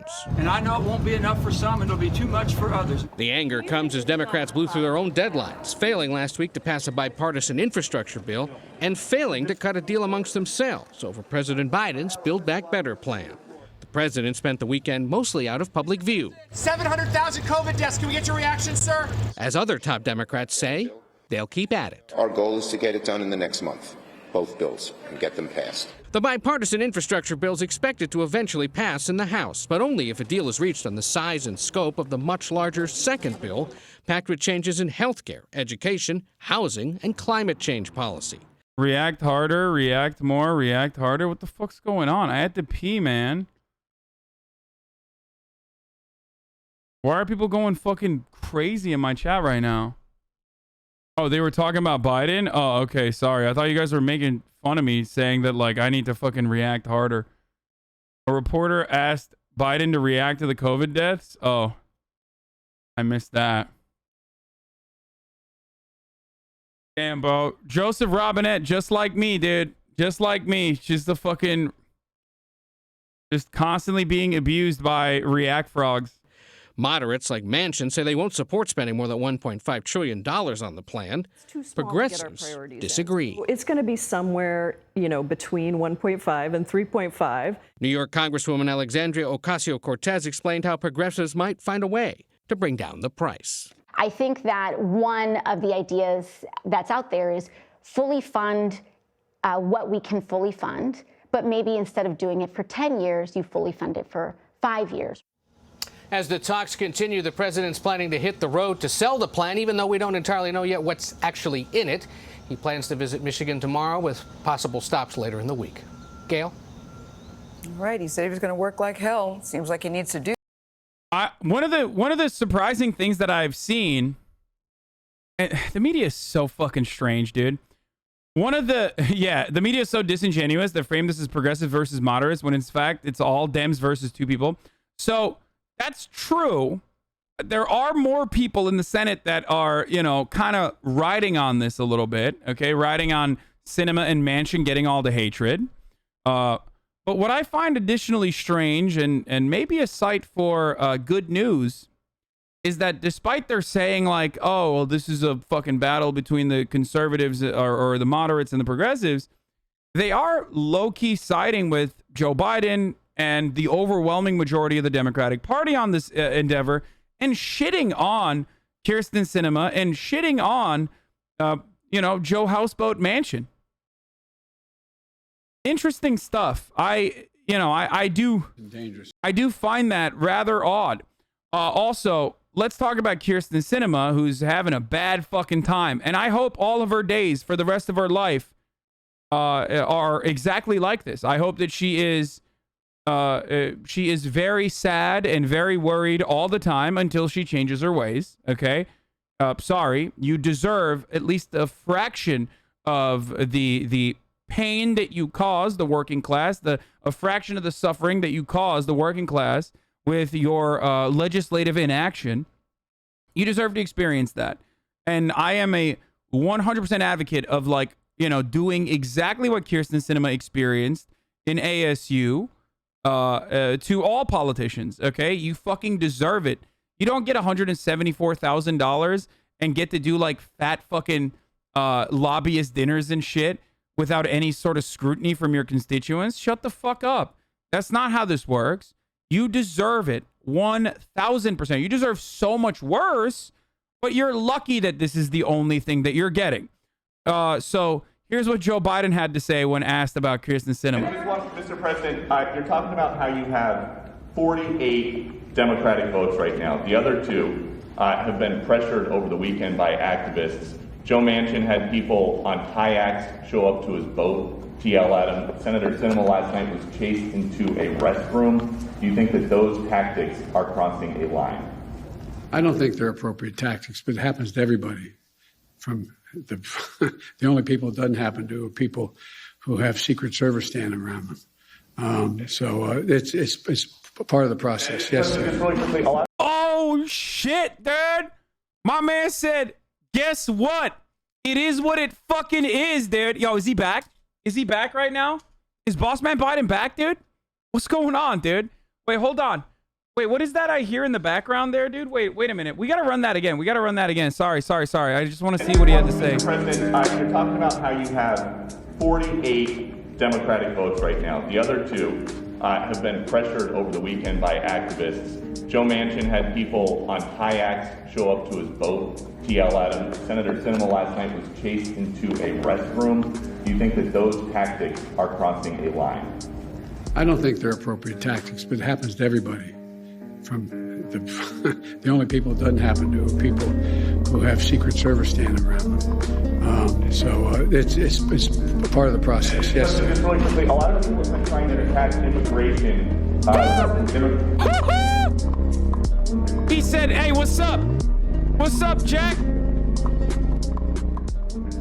What's up, Jack? You better cut that malarkey.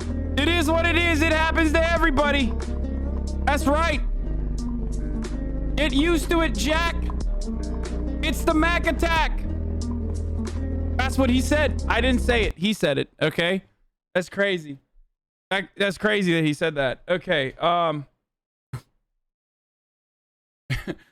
He literally was like, "Hey, I got Secret Service. I'm good." I love that. He's like, "Hey, it happens to everybody except for me because I got Secret Service. I'm different." He didn't say Jack, you did? Shut up, dude. He wanted to say it. Hyping Biden still cringe as fuck. It's called a meme. And I don't know if you were here last week when I was shredding his asshole non-fucking stop for his disgusting actions against undocumented workers and migrants and asylum seekers at the border. So, you know, Joe Biden is still not exactly a fucking hero. So suck my dick. Here, though, he is doing something that's different than other people that came before him, which is not backing down to the fucking media being like, "Do you think this is all right? Do you think it's all right that fucking Kyrsten Sinema's getting bullied? Is this okay?" You weren't here last week? Sorry. Okay, fucking 2 weeks ago then. Last time I was covering the fucking news.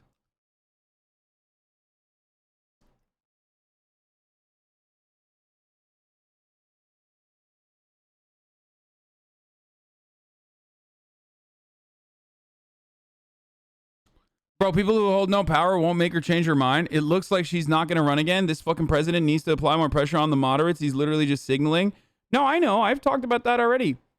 I don't know why Kyrsten Sinema would not run again, because that's really fucking dumb for her to do, because she has all the power. She has no power without Congress.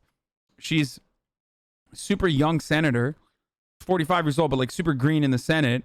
And she was basically given this incredible opportunity to be like, this incredible opportunity to look like a fucking hero, look like a goddamn legend. with this bipartisan bill. So it'd be really dumb if she didn't fucking run again. But very, very nearsighted of her if she's just gonna like grab the bag and fucking run and go to the lobbying side because like no one likes her. But you are correct.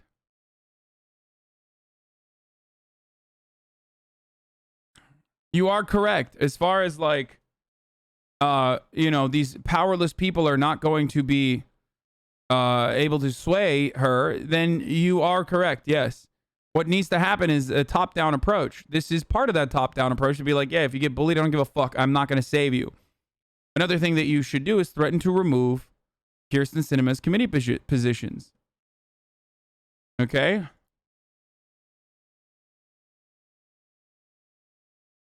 That's another thing you can do.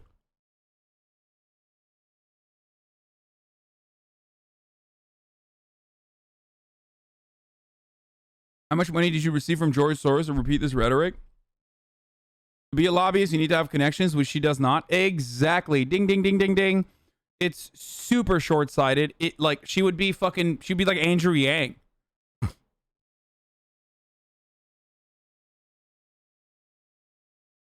Ryan Grimace said you can't get a lobby job if you alienate everyone in your party. I know. Ding, ding, ding, ding, ding. Again. That's literally what I've been saying. You're not going to get a fucking lobbying job if you're a one-term senator. So I don't know what the fuck she's doing. I don't know why she's behaving this way. She's just a fucking psychopath, okay? That's what makes it so much worse. Because I'm like trying to fucking figure out what material reasons she has for behaving this way, and it literally makes no sense.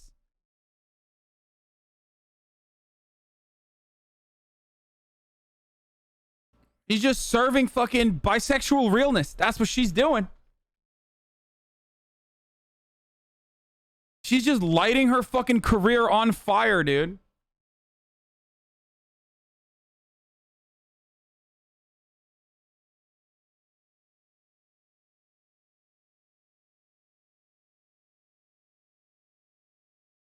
Anyway, Biden addresses the need to raise debt ceiling. We're not going to watch that whole thing. Who better talk? Some of these are a little boring. Representative Ocasio-Cortez, I can do math on progressive power. Let's hear what she had to say. A leading member of the House Progressive Caucus. Welcome back to the show, Congresswoman. The vote on the bipartisan infrastructure framework didn't happen on Thursday because your side, the progressives, stood firm. We're about to start a new week of negotiations. So, question. Do you believe both these bills will still pass, or are we at risk of losing both of them? And would that be a price you're willing to pay? Well, I do believe that both bills are going to pass, and I think that both bills, a big reason both bills are going to pass is because the American people supported an enormous caucus of 95 House progressives. Guys, how many times have I fucking talked in depth about Joe Manchin and how Joe Manchin would be powerless and he would be a nobody if he was a Republican in West Virginia, which is why he has to maintain his presence as a Democrat in West Virginia, as the Democrat who can win a plus 35 red state like West Virginia as a senator. Okay? But Joe Manchin also has put in the fucking work. He's been a piece of shit in the trenches for a long period of time. He's been a fucking career politician. Okay? Kyrsten Sinema hasn't done that shit. You can't just fucking roll up, get a massive fucking gift from the Democratic administration that puts you all of a sudden in the forefront of the conversation as like a green senator who facilitated a fucking $1.5 trillion bipartisan bill and then turn around and blow it up. It literally doesn't make fucking sense. It does not make sense. Even if I put my fucking wonk hat on and think about this from the point of view of like what is she doing? Like, what are the reasons for why she would be doing this? It still doesn't make sense. Doesn't make sense because like a one-term fucking green ass senator that blew up all of her fucking relationships in the Democratic Party by destroying their agenda is not going to get a fucking fat K Street job. You need to have connections for that. She doesn't have any of that shit. Okay? So either she literally is like doing this because she wants to do a one-off, okay?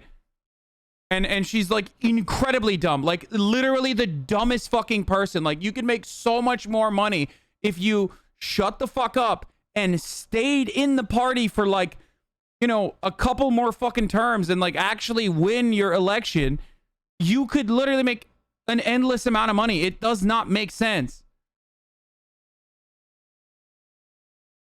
But she's a fucking old school crusty ass anarchist, so maybe she's gonna go back to fucking dumpster diving in her pink tutu when she's done in the Senate. I don't know.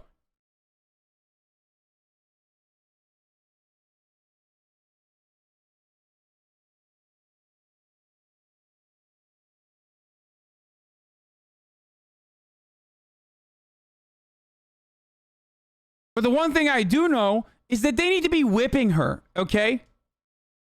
Like, whipping her non-fucking stop. Threaten to remove her from all of her committee positions. Just like, the fuck is Dick Durbin doing? The fuck is Chuck Schumer doing? The fuck is Joe Biden doing? Whip the fucking living shit out of her, okay? That is your job. I can yell as much as I can from here, but it doesn't do anything. People could literally fucking pile on her anytime she's in public, and that won't do anything. You need to fucking use every single piece of power that you have. Censure her even if you want. Hold her in fucking contempt of Congress, dude. I don't give a shit. Use an 18th century provision that like women are not allowed to wear dresses on Sundays to throw her in jail. Do what Republicans would do. Okay? And get it fucking done. I do not care if it's right. I do not care if it's fucking okay to do. All I care about is this bare minimum $3.5 trillion fucking budget reconciliation act to go through the proper fucking channels. Okay? It's so insanely stupid. And the people saying authoritarian left, bro, there is no authoritarianism if we are forcing people to literally act out the desires of their constituents. That's not authoritarianism, dumbass. That's the opposite of authoritarianism. We currently live under this like this oligarchic structure. So you think that like the government actually doing what it's supposed to, do what's right by the fucking citizens, is authoritarian. I don't care. I literally do not care.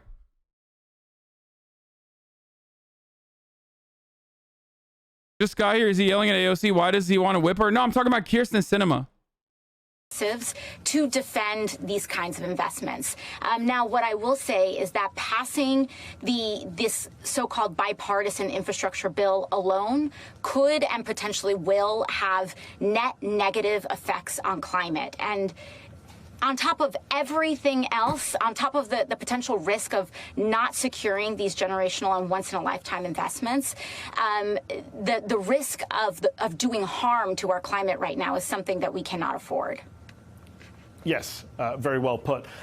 Congressman, I've been quite clear about the fact that we in the media have failed to accurately report on this bill as a $3.5 trillion package over 10 years. But your party has failed on the messaging too, hasn't it? Why don't Democrats refer to this as a $350 billion a year spending bill, just as they refer to our bloated defense budget as $700 billion a year and not $7 trillion over 10 years?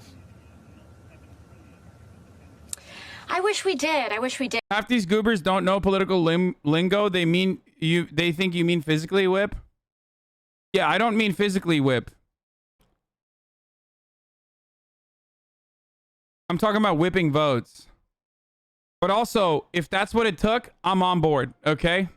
I actually don't even mind that chatters don't know the difference and think I'm literally talking about like whipping someone. I'm doing that on purpose. I mean, like, you know, I personally do not give a shit. If that's what it took, I'm on board. I just said throw her in fucking jail for some like antiquated, misogynistic, sexist ass law if she fails to fucking comply. I'm literally on board. I think that there's two factors for that. I think on one hand, you have very conservative Democrats and special interests that want to make this number sound very big and scary to more conservative and moderate voters. And on the other hand, you also have individuals who want to say that this is a big... Well, you are not on board. You are all talk. What? 10-month subscriber. Here we fucking go, dude. No. Whip AOC instead, please. Oh my God, dude. Brain disease. Like, literal fucking brain disease. I've also fucking talked about AOC like being ridiculous politically when it came to the fucking Iron Dome bill, okay? So shut the fuck up. Whip her into what, dude? To like what? To advocate for less and to cut out fucking provisions for the $3.5 trillion bill? Like, is that what you're advocating for? What the fuck is wrong with Cosmic Binoculars? 10-month subscriber. Uh-oh, kidding. Oh, come on.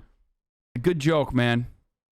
You know, a big spending to tout, you know, how unprecedented it is and how exciting it is. But the fact of the matter is that what we're discussing right now, as you say, is $350 billion. And when you look down on, for example, you know, some of these conservatives that are trying to bring it down to the area of $1 trillion, or rather $1 trillion, that's $100 billion a year. That's the operating budget for New York City.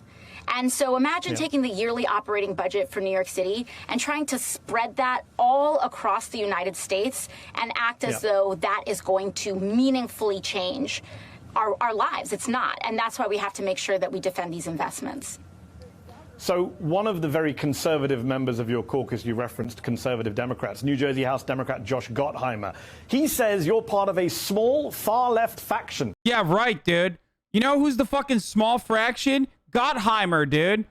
These motherfuckers are holding on for like SALT provisions, dude. They're such fucking psychotic baboons. Like, I hate them so much. They're literally just like, actually, we're gonna make sure that like 6 of our fucking friends are going to hold off on voting on this because you know, it's actually the far left that's like stopping it. It's like, shut the fuck up. No, that's not true. Okay. Guess what? The Progressive Caucus is significantly more powerful and significantly, well, maybe not more powerful, but like significantly better organized than these fucking dipshit like moderate centrists, okay? Whip them too! That, quote, blocked the president's agenda. And yet the president seems to be siding with you guys who... If those 6 friends were paying you millions, what do you mean? Didn't endorse him in the primaries over Gottheimer and co. who did, which is kind of amusing to me. What is your response to Congressman Gottheimer? Well, I do math, and 95, which is the number of House Democrats or House progressives, is larger than 9, which is the number of Democrats who signed on to a letter threatening to sink the entire reconciliation bill back in August, demanding this vote this week for an arbitrary reason. Even the president wasn't demanding a vote this week. And so, you know, I would wish that some of our folks were coming to the table the way that we are, but, you know, also tensions get high in legislating and negotiating. It's a natural part of the process, and I wish him well. Another conservative Democrat who won't come to the table very explicitly, Senator Sinema of Arizona, is also out with a statement attacking your side for betraying the American people, engaging in stunts, she says. Arizona Democrats are upset with her, threatening her with a vote of no confidence. As someone who famously came to office having primaried an out-of-touch conservative Democrat from the left, should Sinema now be worried about a primary challenge come 2024? Do you think that needs to be talked about more as a way of reminding her that the pressure is on in an increasingly bluish state, Arizona? Mm-hmm.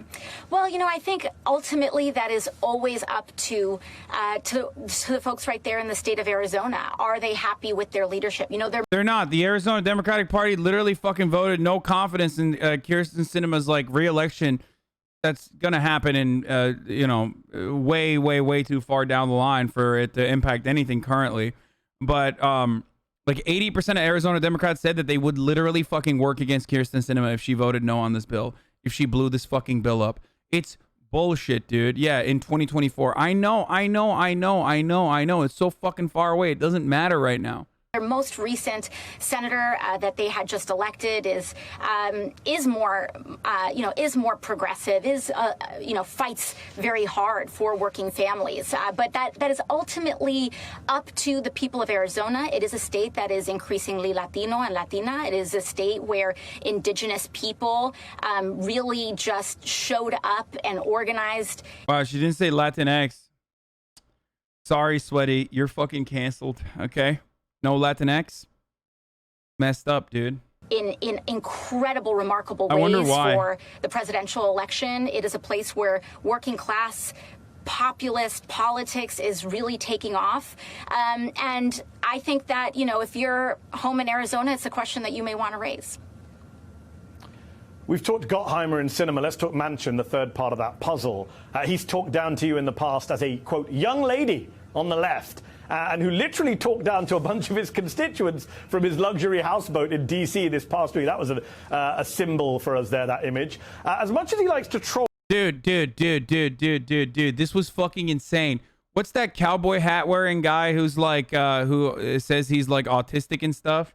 Matthew Chapman or whatever, who was like, actually, the houseboat that he purchased was $200,000 or some shit. You know what I mean? Like, significantly cheaper. It's like, motherfucker, you think he doesn't have like a stable home? You think this is the only fucking thing he has? I wouldn't consider that to be a luxury yacht in the way that people are fucking talking about it. It's just about, like, shut the fuck up, dude. Yeah, he got a fucking cushy ass deal for $200K. Guess what? He's paying taxes on it for a valuation of $700K. Chapman is Twitch chat in human form, yeah. Though, he's kind of right, isn't he, Congresswoman, when he says Democrats are in this boat because your party didn't elect enough people to Congress in general last November, and especially people with your kind of views, progressives. That same dude would say you bought a mansion. He literally did the Bernie S3 mansions. Dude, that's the best part. That's the best part. That same motherfucker is like a massive advocate for, like, Bernie has 3 mansions, by the way. That seems a little excessive. Shut the fuck up! Fuck you! This is the people's houseboat. This is the typical working class member's houseboat. First of all, dude, red flag, okay? Red flag as fuck. If you're a senator and you have a houseboat, red flag, dude. What are you, a fucking divorced dad? That's like, you know, trolling college campuses for pussy? Like, what are you doing? What is this? No. Houseboat, big red flag, okay? You can't. I'm sorry. You can't be a senator and have a fucking houseboat at the same time. Didn't win enough elections. That's fair, isn't it? Mm-hmm. Yeah, and I think the opposite is fair as well, right? In that you have the frustrations, perhaps on the left, that you have conservatives in the Senate that are blocking things like universal pre-K or free community college or expanding Medicare.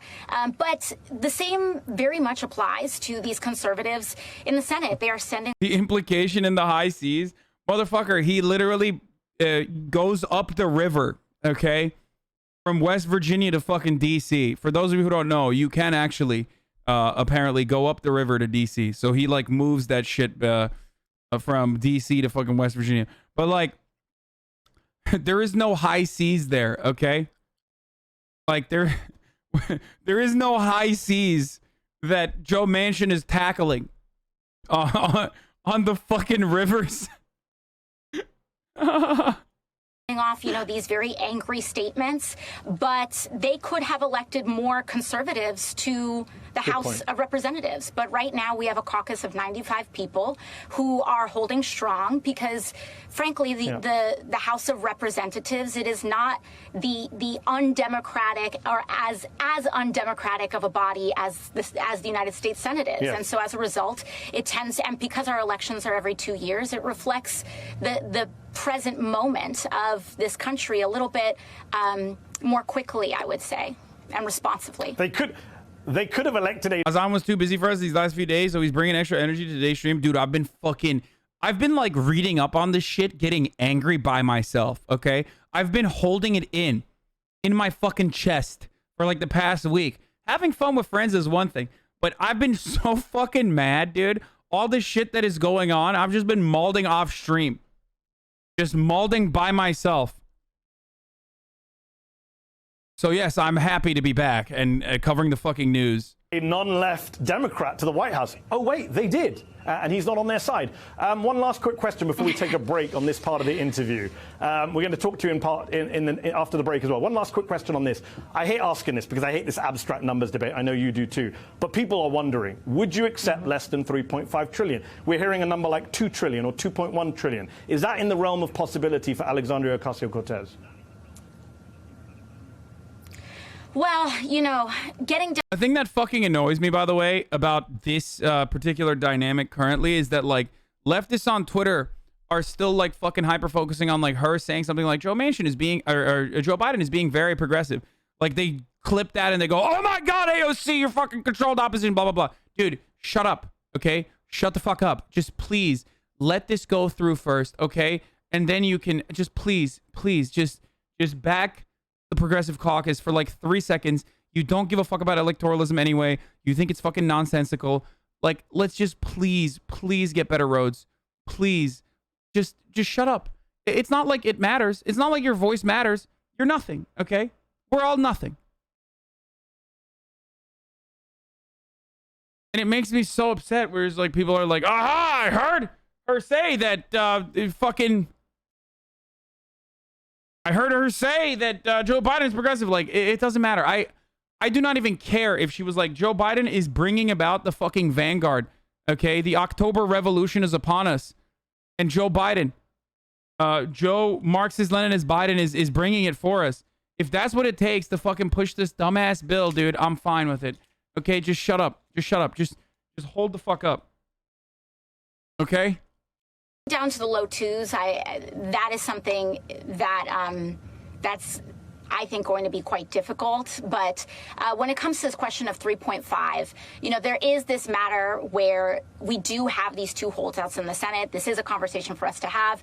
But again, it doesn't necessarily mean cutting back the scale of these investments. It could mean where we say, okay, yes, perhaps we do. By the way, for those of you asking, I did cover her fucking crying on that dumbass fucking president vote. It was so stupid.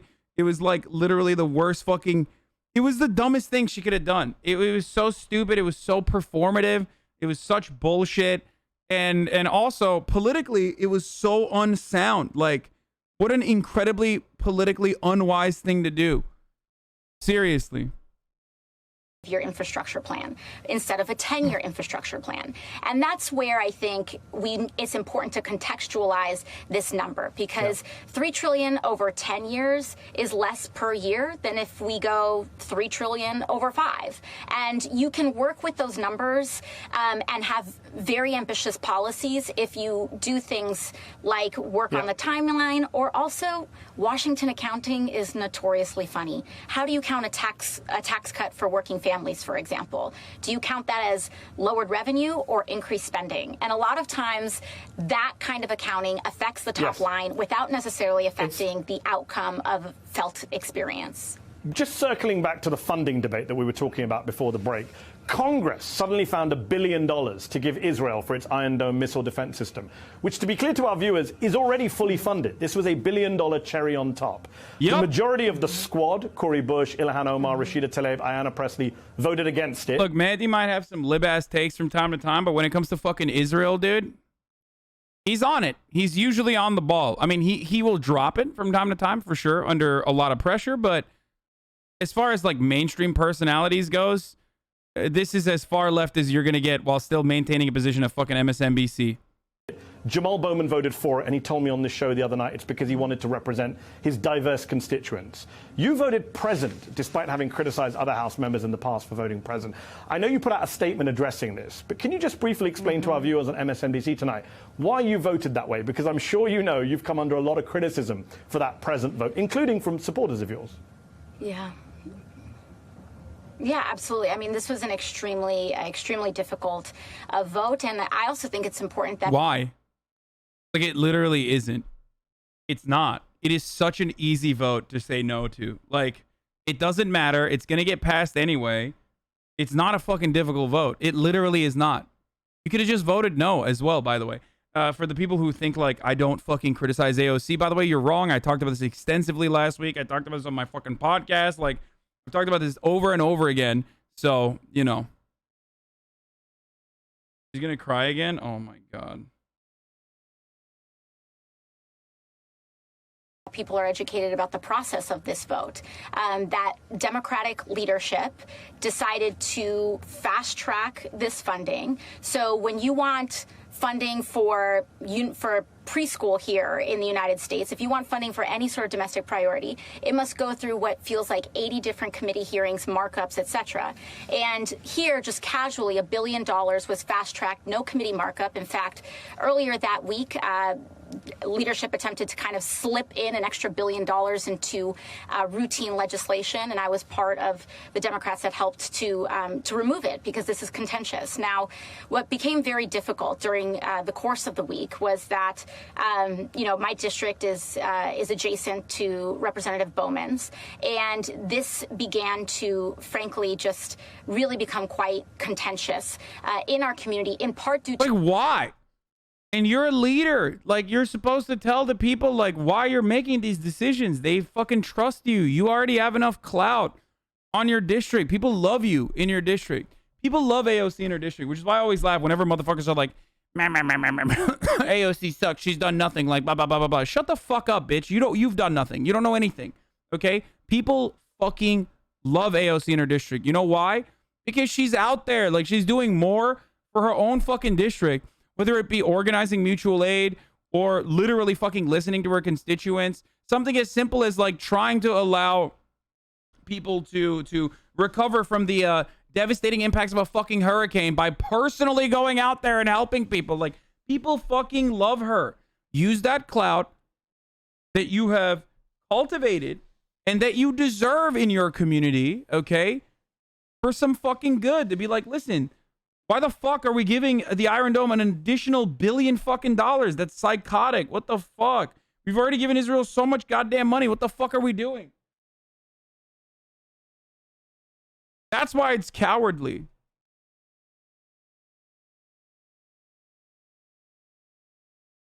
AOC quietly does the work for her district. She does the work because she wants to help, not because to build clout. Yeah, like, that's why I always get fucking annoyed when people just, like, hyper focus on the bad shit she does, even though, like, I obviously fucking criticize her for the bad shit too. But I also see the good. I see the good, and she does a lot of good. I don't care. I don't care if you don't fucking like it. She didn't even vote against the law. It doesn't matter. That's what's fucking annoying. The present vote was so stupid.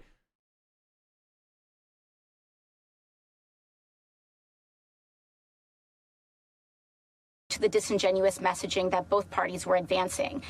You are correct in that this funding was in addition to the already fully funded Iron Dome, but Democratic leadership decided to run with the narrative that this was, in fact, to vote against it was to defund the Iron Dome, which sent many of our constituents into a panic. They called this vote, they scheduled the vote 2 hours.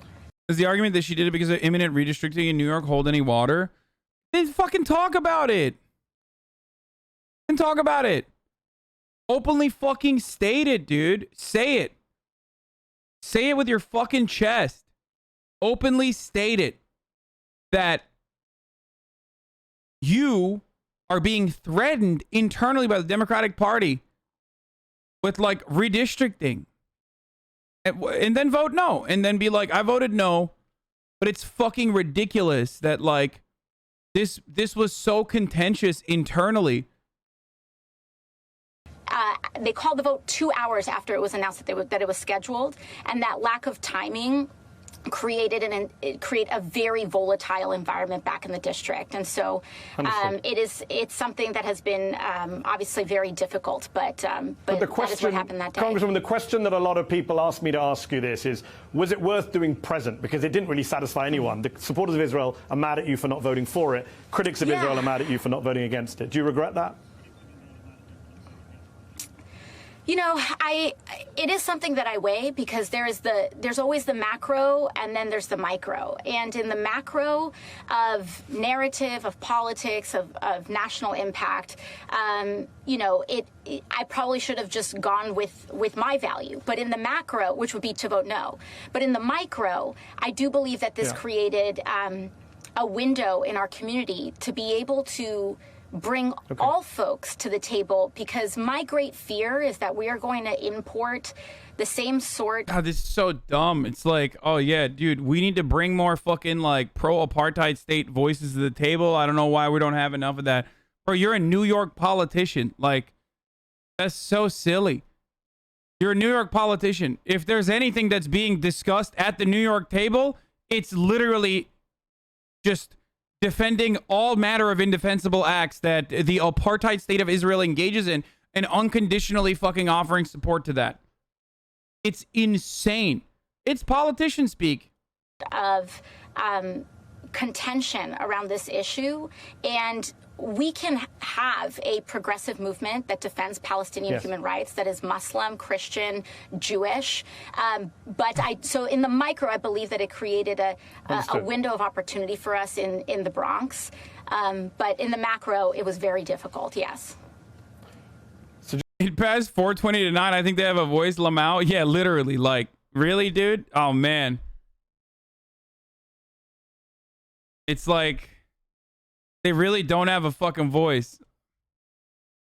There's no voice, dude. It's wild. Who will speak out for the voiceless? The Israeli lobby. Oh, man, dude. Oh, thank God from a macro point of view. I mean, look how little Jamal Bowman got. He got nothing.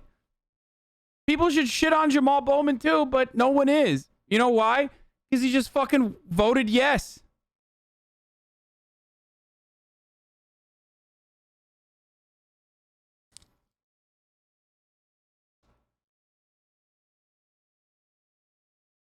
I'm always thinking how we can get more pro-Israel voices to the table in the United States Congress.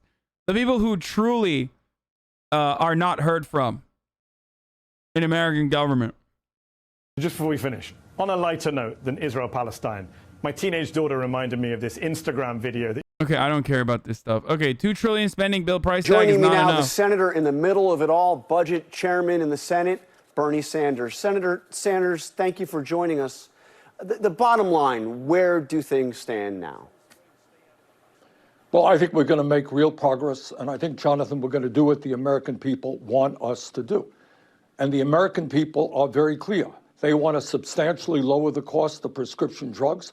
They want to expand home health care so that people are not forced out of their homes into nursing homes. They want to expand Medicare so that elderly people can have dental care, can have hearing aids, can have eyeglasses. They want us to address the existential threat of climate change. And I'll tell you what else they want. They are sick and tired of the rich getting richer and not paying their fair share of taxes.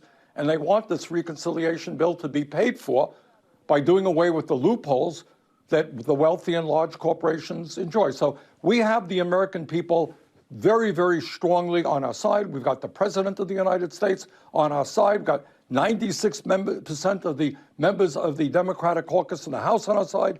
We got all but 2 senators at this point and the Democratic caucus on our side. We're going to win this thing. We're going to pass a strong infrastructure bill to rebuild our crumbling infrastructure, and we're going to pass a reconciliation bill.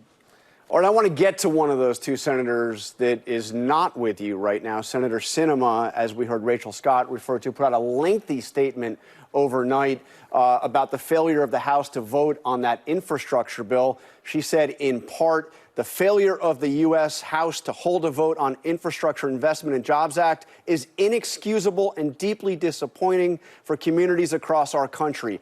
Denying Americans millions of good-paying jobs, safer roads, cleaner water, more reliable electricity, and better broadband only hurts everyday families. She accuses you, Senator, and other progressives of pulling off what she calls an ineffective stunt and holding that infrastructure bill hostage to the larger social infrastructure bill. Your response? Well, I think Senator Sinema is wrong. I think from day one, Jonathan, it has been clear. Oh, by the way, wait, there's an update. Psaki was just asked. Activists followed Senator Sinema into a ladies' room screaming about the Build Back Better plan yesterday. The president said today, I don't think they're appropriate tactics, but it happens to everybody and it's part of the process. He is an expert on the process. Has he ever been chased into a restroom by activists? Let me be clear here, because I think the context of what happened here is very important. And Senator Sinema put out a statement this morning. So as she said, and I would reiterate from here, the protection of the freedom to protest, to speak out, and to criticize is fundamental to our democracy. The president... Does Bernie really own 3 mansions, or is it blown out of proportion? Every member of Congress has 2 houses in general, because they have to have one in fucking Washington, D.C., okay, and one wherever they live and wherever they represent. The third thing is like literally a fucking log cabin as a vacation, for a vacation home. I don't give a single fuck. It's not like he's landlording any of that shit. So yeah, he has a lakeside vacation log that people fucking freak out over. I don't care. Like, my man has been in politics for 700 years, okay? He's literally 800 years old, and he's been doing politics for 700 years. He's been a fucking vocal socialist in American Congress for 700 years. You think I give a fuck that he has 3 houses? I don't care if he has 10 houses, motherfucker. I'm not some fucking dumbass, crusty-ass anarchist. Shut the fuck up, okay? He's not landlording. My man has been a public servant his entire life. The first time he made $1 million fucking dollars was when he sold a goddamn book after the 2016 election.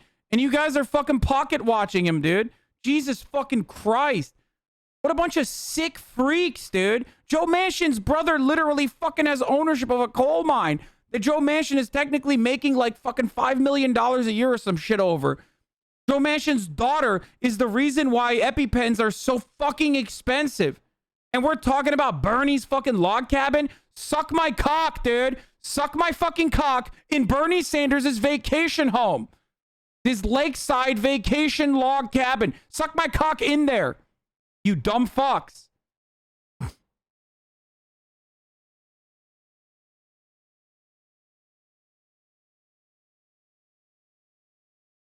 Fuck me, dude. It makes me so mad. People are like, a 700-year-old man has fucking more than a single fucking property. Shut up. Shut up.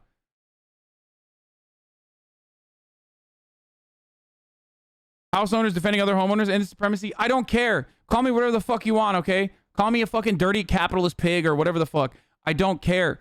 I do not care. I don't care. You're a fucking loser. You are nothing. If this is what you care about, not only are you a fucking loser and you're pathetic, I'm glad that no one listens to you, okay? Other than the fucking anarchist commune, the boys over at the fucking anarchist commune, where you guys talk about how fucking we need to abolish the unjustifiable hierarchy of taking showers every day, okay? Nobody cares. No one cares about you. And these reactionary dipshits are using arguments like that in a way to like advance this fucking weirdo like anti-left narrative that you have to be a fucking pathetic loser like the rest of the fucking pathetic losers crying about this on Twitter if you want to be a leftist and a good leftist at that.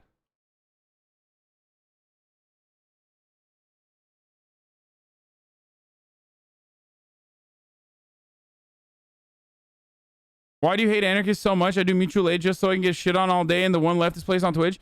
I don't. I mention that all the time too. Anarchists are also in the forefront of a lot of mutual aid, and they're in the forefront of a lot of fucking these sorts of movements. A lot of anarchists understand that, like, you know, a better tomorrow is not going to happen immediately. But then you have the fucking Chaz anarchists, okay? And they can't shut the fuck up, and they're extremely online, and they literally routinely fucking yell and cry and just can't just like take a fucking step back, and it pisses me off, dude. Sorry. It's like a cheat code to being a leftist without like ever wanting to read a single fucking crumb of theory.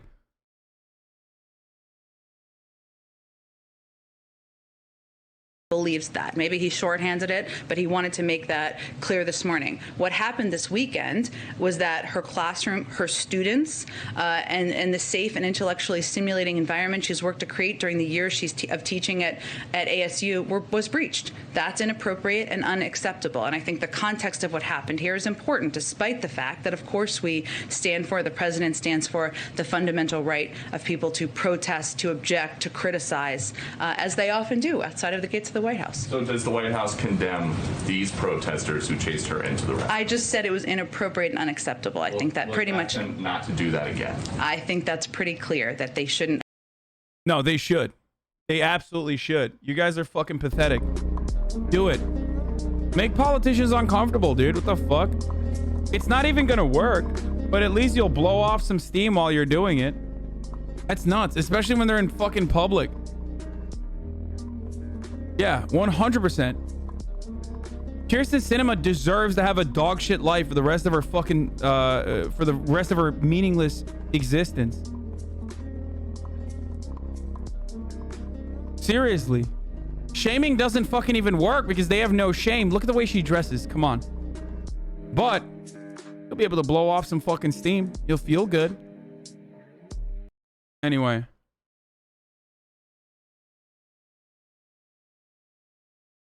They shouldn't breach the classroom and make the students feel like their privacy, their intellectually stimulating classroom, and their... What kind of intellectual stimulation is Sen Sinema able to fucking bring to the table, dude? Get the fuck out of here. That's not a real thing, okay? Everybody knows the real intellectual stimulation comes from the top of the hour ad break, especially when it's 11 minutes into the hour. Okay? Everybody knows this.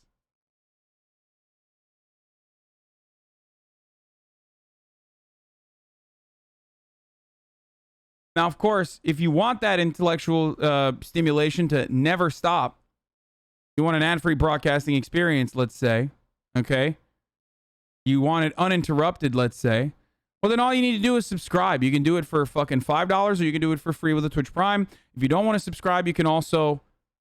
you know, use an ad block or a VPN, okay?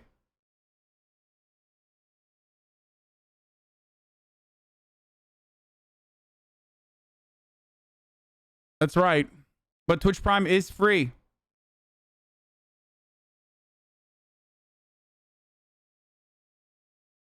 If you have an Amazon Prime account that's that you've stolen from someone that you've connected to your Twitch account, you can use that for free. Here's the 1 minute ad break now. Let's get back to Bernie. President of the United States has said it. Speaker of the House Pelosi has made it clear. Majority Leader in the Senate Schumer has made it clear. Both of these bills are going forward in tandem. Going forward in tandem. We've got to pass them both. I voted for the infrastructure bill. It is an important bill. I'm a former mayor. I know how much we have got to address our crumbling infrastructure and create jobs there. But I also know that elderly people in this country cannot chew their food because they don't have teeth in their mouth. I know that the American people are sick and tired of paying 10 times more for prescription drugs than the people of Canada and in other countries. I know that these are my friends. There are young people out there who would love the opportunity to get a higher education but can't afford community college. We're going to make 2 years of community college tuition free.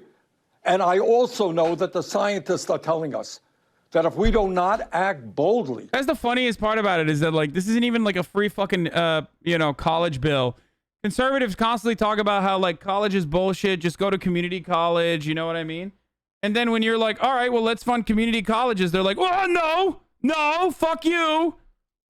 You can't do that. I was just kidding, dude. I was fucking kidding. In terms of cutting carbon emissions, that the planet we're leaving our kids and grandchildren will be increasingly uninhabitable. And let me also say this, Jonathan. We're not just taking on or dealing with Senators Manchin or Senator Sinema. We're taking on the entire ruling class of this country. Right now, the drug companies, the health insurance companies, the fossil fuel industry are spending hundreds and hundreds of millions of dollars to prevent us from doing what the American people want. And this really is a test of whether or not American democracy can work. The Republican Party is bought and paid for by the pharmaceutical industry. They're not going to do anything.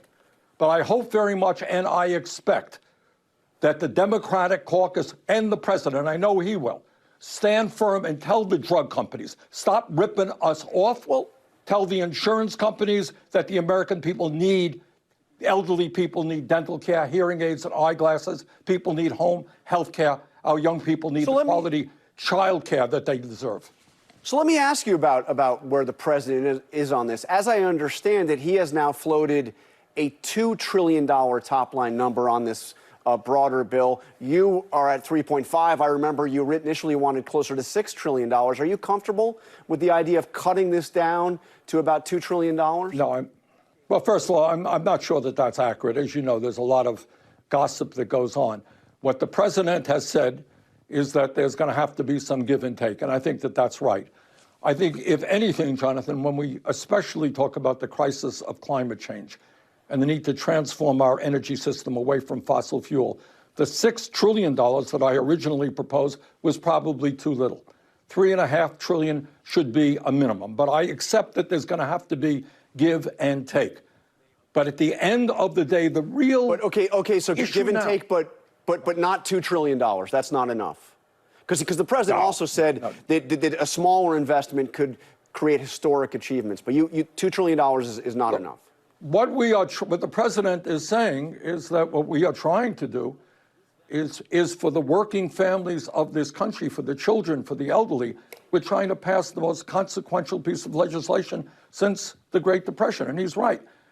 You know, so the bottom line is we have got to pass it. We've got to pass the infrastructure bill. And the American people are going to have to stand up. You know what bothers me about this whole thing? Poll after poll shows what we are doing is exactly what the American people want. It's not what the big money interest wants, not what the lobbyist wants. It's what the American people want. And we got to do it. Now, Senator Manchin's the other senator in the middle of this. He's been consistent. We actually had him on this program back in July. And let me play you what he said about his top line number back then. Who cares, motherfucker? You didn't have him back in fucking January, though, when he was advocating for $4 trillion, which, by the way, Senator Manchin was. I want to remind everybody that Senator Joe Houseboat Manchin was an advocate for $4.5 trillion, dude. That's how much he wanted to fucking spend on the infrastructure bill. Yeah, it doesn't matter. Plus, he's also fucking bullshitting. Like, that's fucking Joe Manchin. Like, he's just stinking up the fucking place with his farts, okay? That's all he's doing, because he wants to smell his own farts. It's not real. It's not a fucking serious point of concern. The real problem is fucking Kyrsten Sinema, okay? Because she's a woman, and I'm a fucking sexist. That's right. You know, I'm just gonna fucking give every weirdo neoliberal the fuel that they fucking want to defend Kyrsten Sinema going forward. It's like, he is doing this because this is what he does. He's the spoiler, okay? He's the fucking moderate, the reasonable guy, blah, blah, blah. Like, this is what he does all the time. And then ultimately, they, you know, give him a layup and they're like, hey, here are the pay-fors that we figured out. Thanks to Joe Manchin for bringing this up. Kyrsten Sinema's like, she won't even say what she wants. Just a psycho. She only says what she doesn't want. And that's lowering pharma prices, dude. Insanity. But what's your bottom line? The question is, this is over $1 trillion. The bottom line? Bernie Sanders wants $6 more trillion. What are you? How far are you willing to go? I want to make sure we pay for it. I do not want to add more debt on. See, there you go. And it doesn't. So shut up. So if that's $1 trillion or $1.5 or $2 trillion, whatever that comes out to be over a 10-year period, that's what I would be voting for. So, I mean, basic math tells me if you have Sinema and you have Manchin, both unwilling to go above that. If you just listen, Jonathan, if you just listen to what Manchin said, he said he wants it to be paid for. He's right. I want it to be paid for. And in fact, that is exactly what we are going to do. And if it's $3.5 trillion, that's why it's like such an incredible. That's why Kyrsten Sinema doesn't have like anything on this one. Like, it's such an effective counter to just be like, I want it to be paid for. Like, okay, well, it will be paid for, so shut the fuck up. We can pay for it because, as everybody knows, You got some of the wealthiest people in this country who in a given year don't pay a penny in federal income tax. Large corporations don't pay a nickel in federal income tax. So if Manchin wants to pay for it, I'm there. Let's do it. And by the way, you could pay for it at $3.5 trillion. You could pay for it at $6 trillion. We have massive income and wealth inequality in this country. But as you know, we can do that. I mean, as you know, what he's saying is the only taxes he's willing to go to would give you at most $2 trillion. We also heard. But you see, then that's in. I mean, that's where he is. And Terry McAuliffe, who, of course, is on the ballot running in Virginia, is saying that $3.5 trillion is simply too big. It's going to hurt Democrats. And he thinks it might even hurt him in his own race in Virginia. Well, Terry McAuliffe, I wish Terry McAuliffe the best of luck. I hope he becomes the governor of Virginia again. But let him focus on Virginia issues. Some of us have got to deal with the national issues. And what I am telling you, ask the American people whether or not we should have Medicare negotiating prescription drug prices. Ask them. Ask whether or not we should expand home health care, whether we should make community colleges tuition-free, whether or not we should deal with climate. And when we do all of those things, by the way, we create millions of good-paying jobs. What we are fighting for is precisely what the American people want, and that's what we've got to do. Okay, we're just about out of time. Bottom line, if Manchin and Sinema don't come up, don't do what you are suggesting, what most of the Democrats or almost all of the other Democrats want, does that mean we get nothing? No infrastructure bill? No, nothing? No, at the end of the day, I am absolutely convinced we're going to have a strong infrastructure bill, and we're going to have a great consequential reconciliation bill which addresses the needs of the American people. All right, Senator Sanders, thank you for joining us. Thank you. Facebook whistleblower. So let's talk about the fucking Facebook whistleblower, and then this will perfectly tie into the Facebook outage, which are, as far as we know, unrelated to one another, but Facebook is down currently. Is Francis hate? Oh, this is so wonderful because, like, when your assets are fucking tied to your company and your company's performance, Mark Zuckerberg literally lost $7 billion in a matter of a few hours when Facebook just went down. Whistleblower comes out, gives all this information that Facebook is here. Here's the fucking TLDR before we get into it. Okay? 1, whistleblower Maria Gavrila, or not, whatever. The fucking whistleblower comes out, finds information that Facebook is purposely fucking ignoring and refusing to admit to investors that if they were to crack down on the misinformation, that would be devastating for their bottom line. Okay?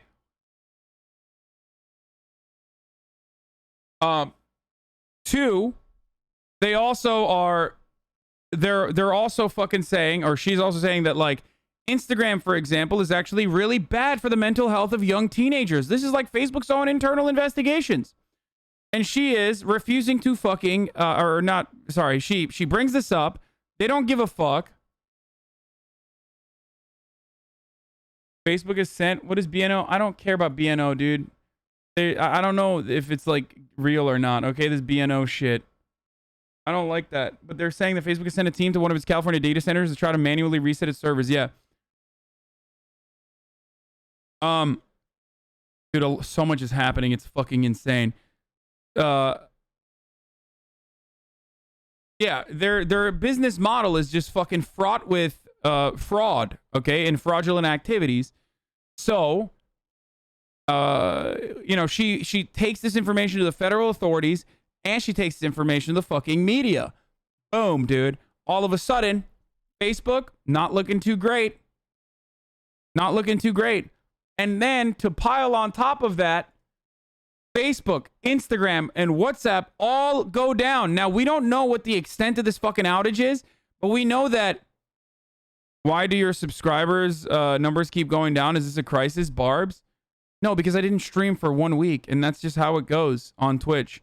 You don't stream every single day, then people go and subscribe elsewhere. They're like, yeah, fuck this guy.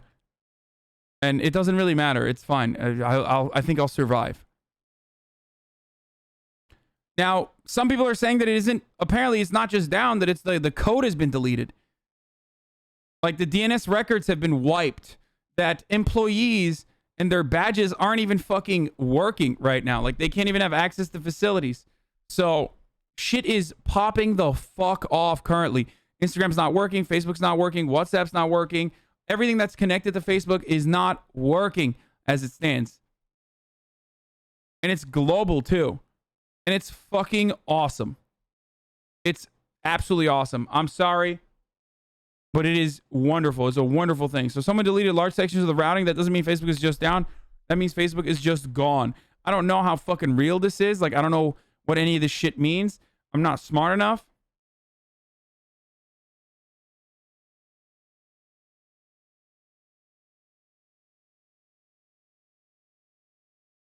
My Apple friends made an iMessage group and my Android ass is struggling. Yup, that's right, dude. Get fucked, Android. Misinformation and political. She's worked for.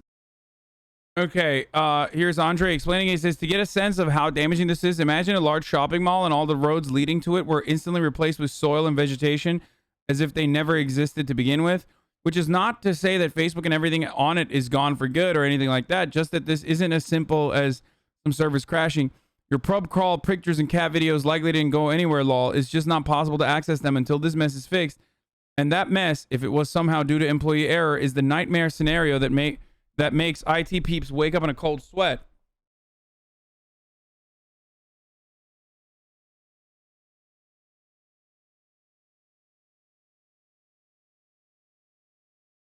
Is that a terrible analogy, really? I mean, I have some fucking IT Andes in here, CompSci Andes. I don't know. I don't understand it. It looks like this was a BGP update to their routing infrastructure that went poorly. The engineers that manage the devices don't have physical access to the devices they managed. This is exacerbated by WhatsApp being their internal messaging system and being offline. Yeah, that's kind of fucked up. Aren't you supposed to not get high off your own supply, dude? How the fuck do you keep internal communications to the exact same fucking... Haha, let's see you act like the very people you criticize now. Wait, what?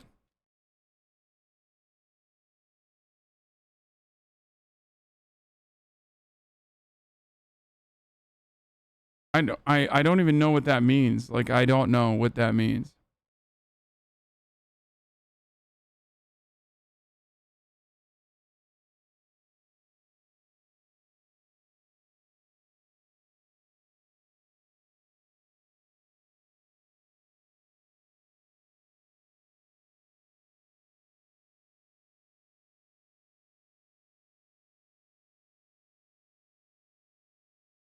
Did the Facebook outage have anything to do with the current labor movement success? No.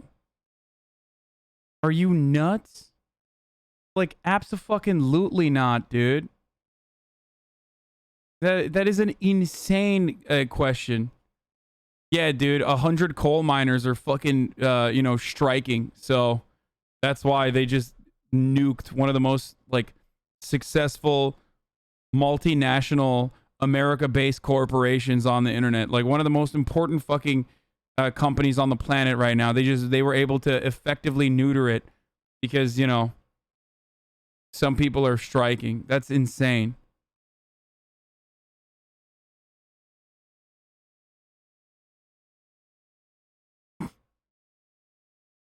Facebook is not going anywhere, from what I understand. It's just that the roads to Facebook are currently gone. And they have to figure out a way to recreate those roads. As long as there's like some kind of backup, they should be able to do that, right? For companies including Google and Pinterest. I've seen a bunch of... Okay. Confirm the DNS records that tell systems how to find Facebook.com or Instagram.com got withdrawn this morning from the global routing tables. Can you imagine working at Facebook right now when your email no longer works? All your internal Facebook-based tools fail. We don't know why this change was made. It could well have been the result of an internal system-wide change or update that went awry. It's all speculation at this point. Why? Facebook alone is in control over its DNS records. To be more precise, and Geek Factor 5, the BGP routes serving Facebook's authoritative DNS were withdrawn, rendering all Facebook domains inaccessible. That's per Doug Midori, who knows a few things about BGP/DNS.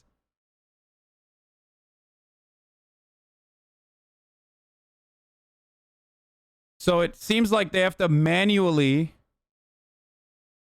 IT Andy here, that shit isn't backed up. The rows are just gone. End of story.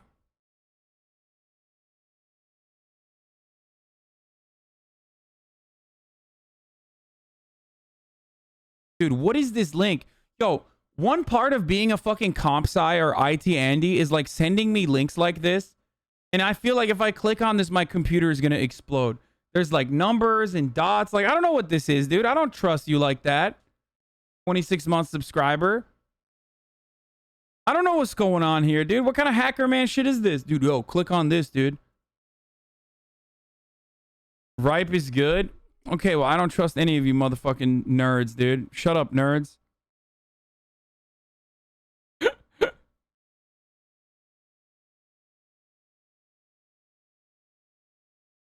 was a bad deploy, and now they have no documentation because it's proprietary and internal. I'm a software dev at Cap 1.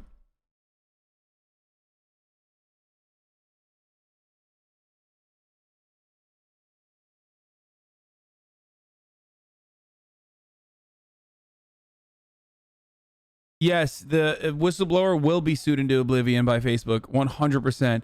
Going to the federal authorities is one thing, and they would try to punish you, but going to the media with, like, proprietary and classified information, the American government will not defend you on that. There's, like, SEC whistleblower protections, right? Like, light whistleblower protections. Just take that with a grain of salt. We don't actually care about whistleblowers in this country. We fucking murder them, or we fucking, I mean, look at Julian Assange. Look at fucking Edward Snowden.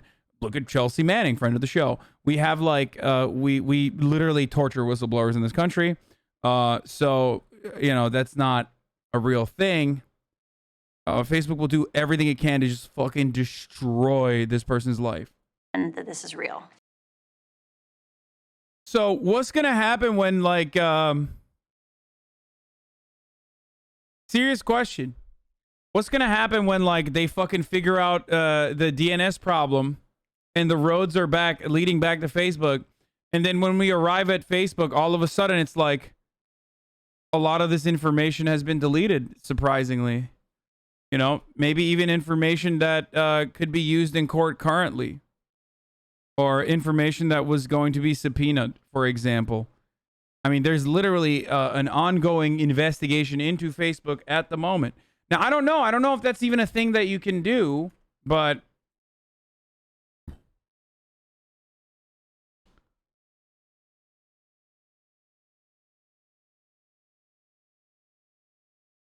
what's that about? What's happening?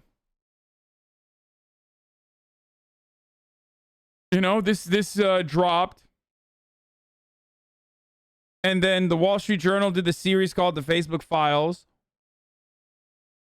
Facebook stocks dropped 5.5%.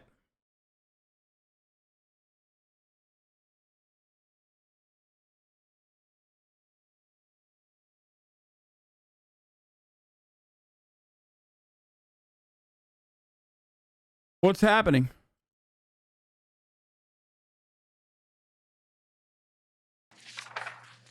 Wait, won't that end up screwing them over? No, because the investigators that deal with this shit, like,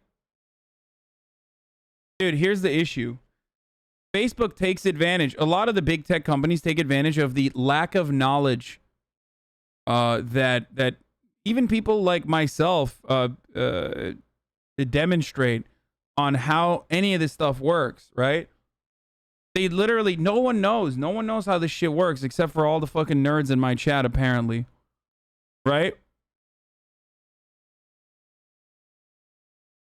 Like, you think some fucking 89-year-old that's like sitting on one of these committees that's supposed to be looking into Facebook's like malpractice, you think they're gonna know anything? No, they don't understand it. Facebook could literally be like, we investigated ourselves, and yeah, it's just crazy how so much information has just been lost. It's wild. And a lot of that information is already proprietary too. But more importantly than that, I feel like it's very difficult. It's like very difficult to figure all this stuff out. Why don't you just read about it? I mean, I'm currently in the process of doing so, while also simultaneously seeing if I can bring Kevin Roos on.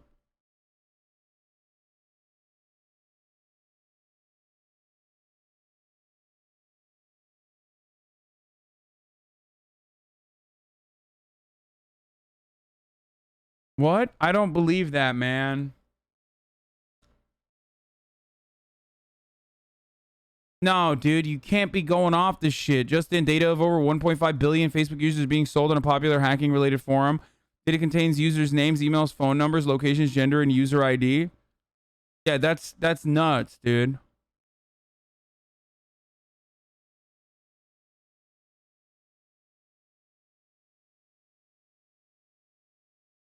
Why the fuck would you trust disclose.tv? That's like fake as fuck.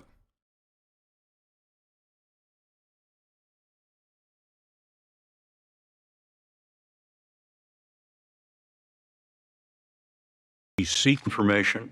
I wonder what this Facebook outage, especially if it like lasts for a while, will do to like the conservative movement.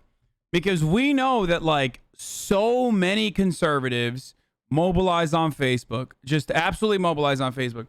So many conservatives get all of their information, all their news, all their communications from Facebook.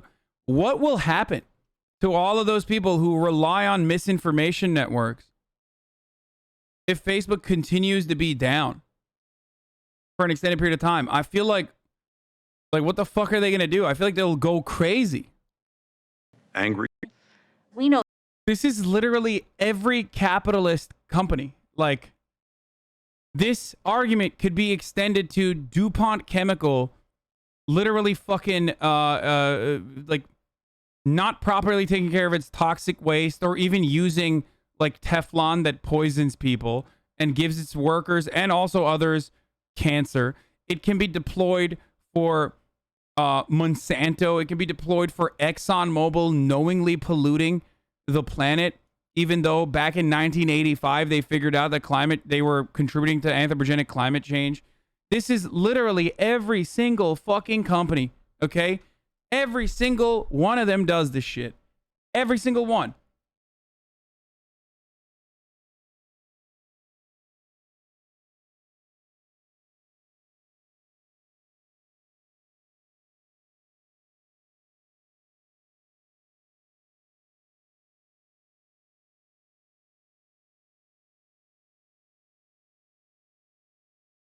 if we don't.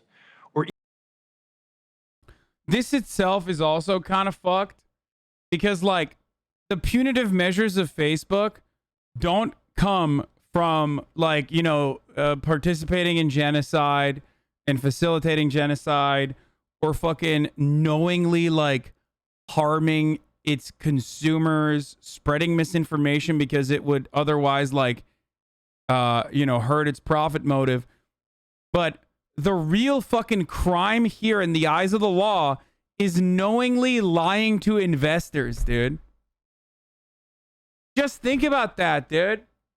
Think about that. The harm itself is not about fucking becoming a hotbed for misinformation that, like, your grandparents fucking are gonna die because they didn't get the vaccine. The harm itself is, like, just, you know, not informing the investors appropriately so they can make the right financial decisions.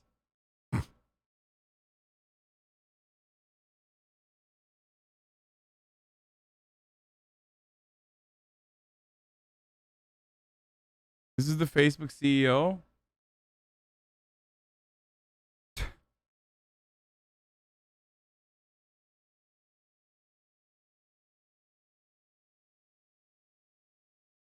I have the worst community on the internet. Now that Facebook is down and Instagram is down, I think I should finally make another TikTok, dude. I just don't know how to make one, though.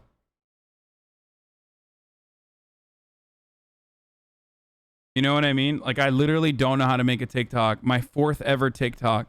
Well, I technically made four, but one of them got yeeted.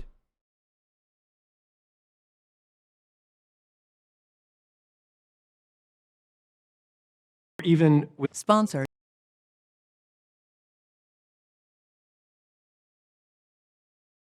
None of this would have happened if Zuckerberg had just running some titty banner ads on Facebook back in 2005.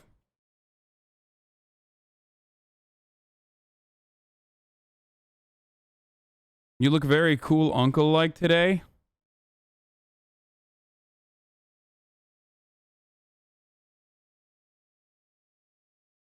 Didn't we know most of the information, or did she just confirm it? Yeah, I mean, we already knew.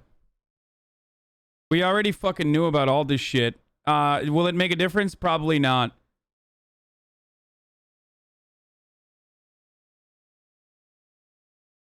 Would love to know how much traffic or lack thereof of Dan Bongino, Brendan Shapiro, Breitbart, etc. are seeing with Facebook down and all.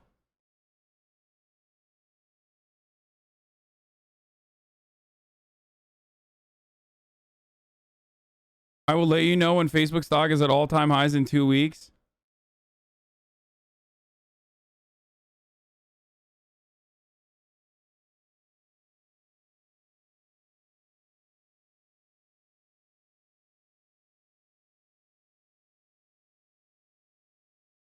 When does the Nintendo guy come on? Who the fuck is the Nintendo guy? What?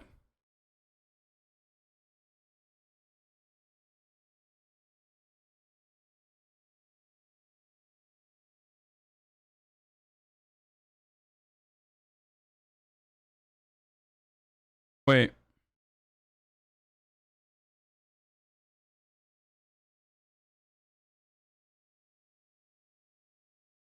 Hold on. I gotta fire one, dude. Hold on.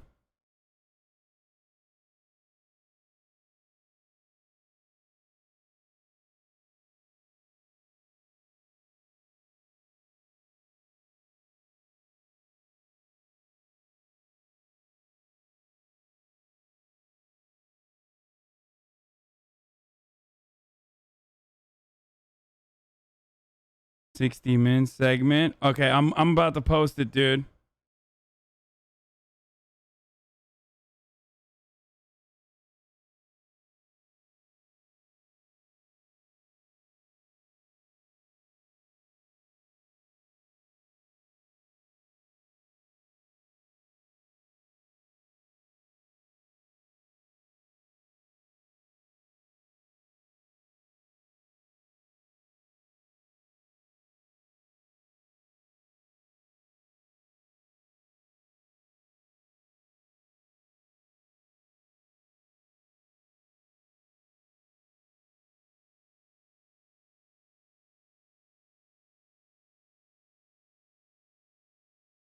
Okay, I found it. I'm posting it, boys.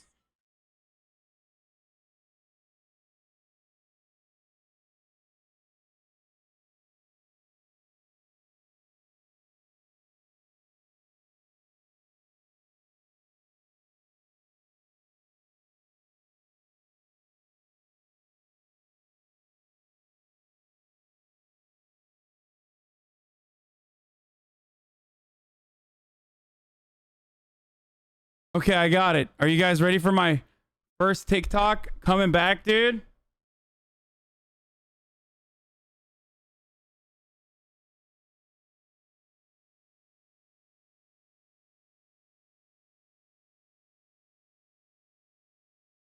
What are some good hashtags, chat? FYP for you page.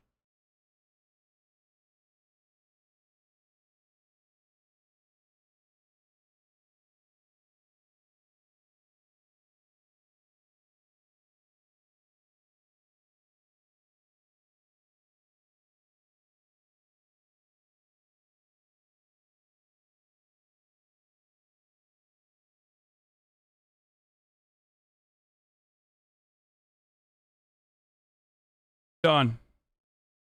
Posted.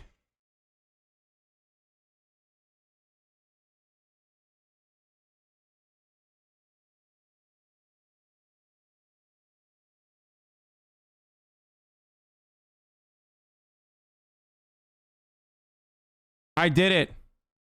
I fucking did it. I posted on my TikTok.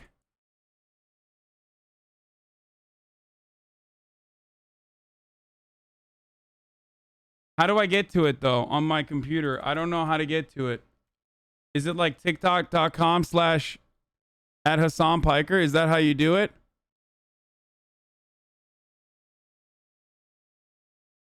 Wait, it's not showing up.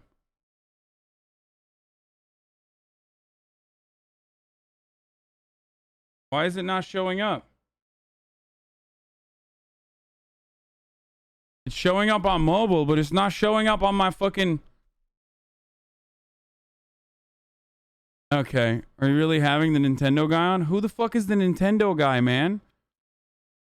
All right, we're going to talk about the Pandora Papers now. It's not showing up for some... Oh, here it is.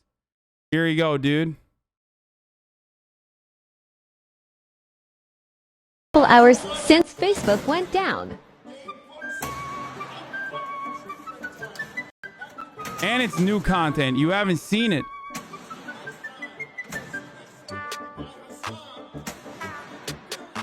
There you go.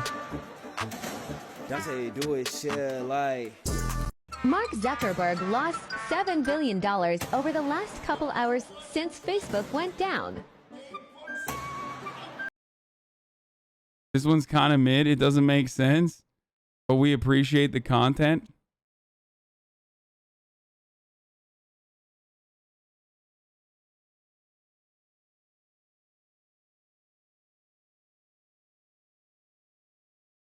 Hire someone, please. Omega lol, to be honest. Okay, shut up. I don't know how to fucking do this shit. Okay, fuck you. It's embarrassing.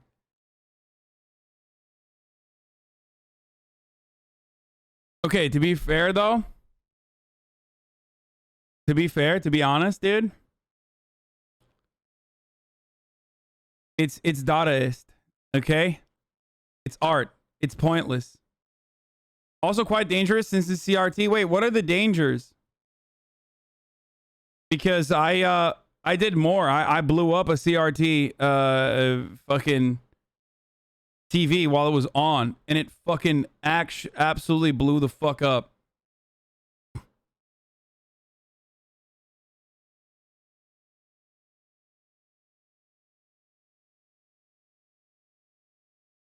There has to just, you dumb fuck.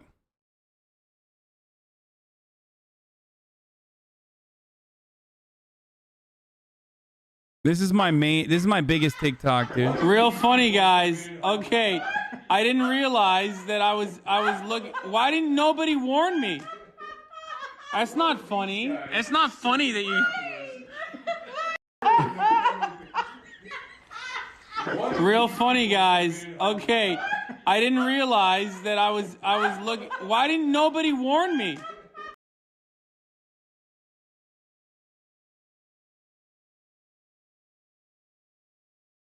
Vacuum tubes can still carry a charge even unplugged. You could have electrocuted yourself. Oh, I did not know that.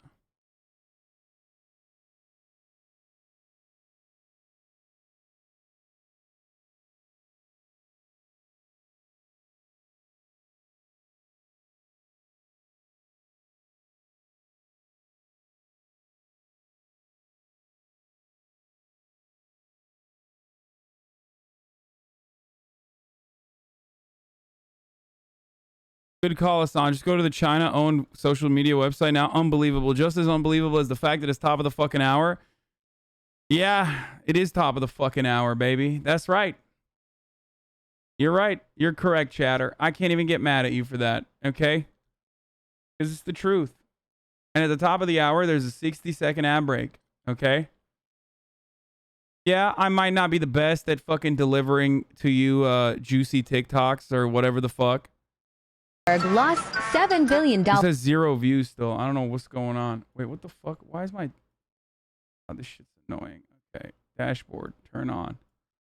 Anyway, at the top of the hour, there's a 60-second hour. I fell off, dude. The hood watches everyone else now.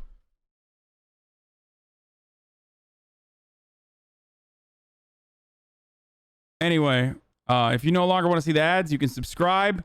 You can do that for $5 or you can do that for free. Oh shit, this already has a 1,435 comments already. What the fuck? That's insane, dude. Okay, now I gotta log in to see the comments.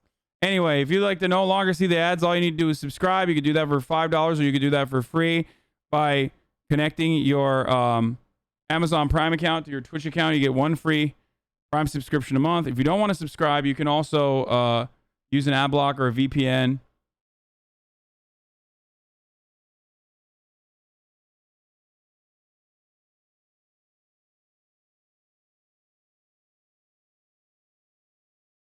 But Twitch Prime is free as long as you have an an Amazon Prime account. Here's the 1 minute ad break now.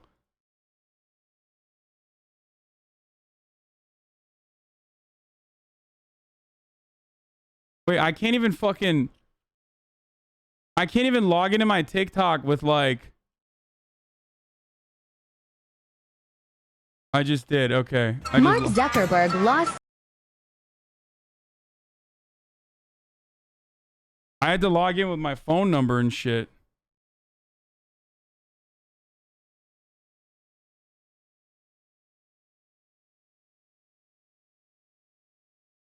Boomer humor, to be honest. It took him half an hour to figure out how to post this on stream. Hasan, please come home. The kids miss you. The hood watches Aiden now. The hood is actually here.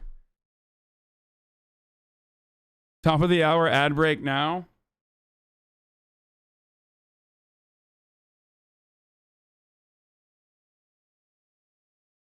That's like the POV of the Zuck being upset. I get it now. See, people get it. People get it, dude. Breaking. Youth immigrant activists are confronting Senator Sinema over her lack of support for Biden's agenda / immigration reform that includes a pathway to citizenship for undocumented Americans right now on my plane from Arizona to DC. Hashtag build back better. Fuck yes, dude.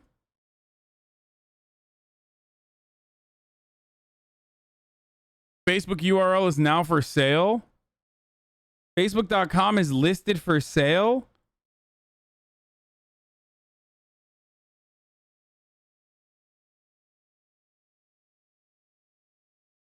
Wait, every device that has the Facebook app installed are now DDoSing the entire internet? Because of the missing DNS records for Facebook.com, every device with the Facebook app is now doing a DDoS attack, recursive DNS resolvers, and it may cause overloading. That's why all the other... Wait, is that why all the other fucking...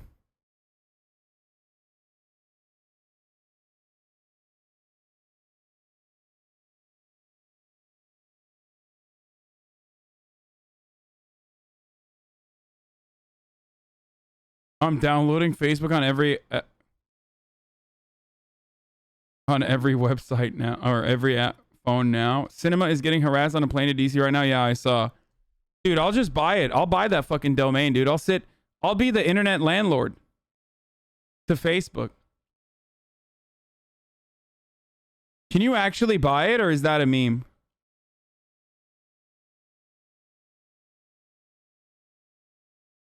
Also, chat. Go fucking go watch this and like it and fucking my back hurts so much. I don't know why. Also, Hasan. Okay, dude. It didn't even hurt my back doing that, okay? What hurts my back is carrying the fucking chat hates that TikTok, sorry. Just fucking okay, well, I'll never post on TikTok again then.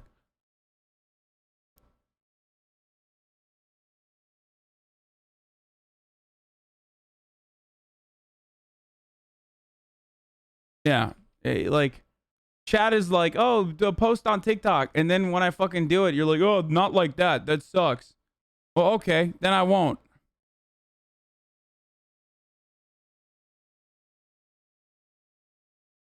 Me and your 3 other black friends love this.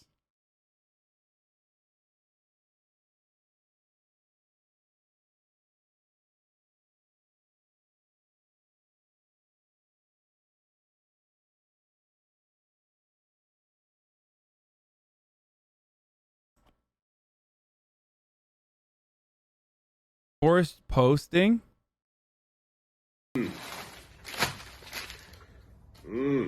Build back better. What? What the fuck is this animal eating? What is that even? What is he eating?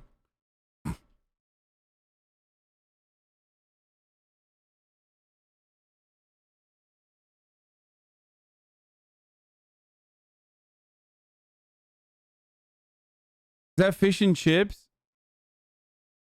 Oh, God.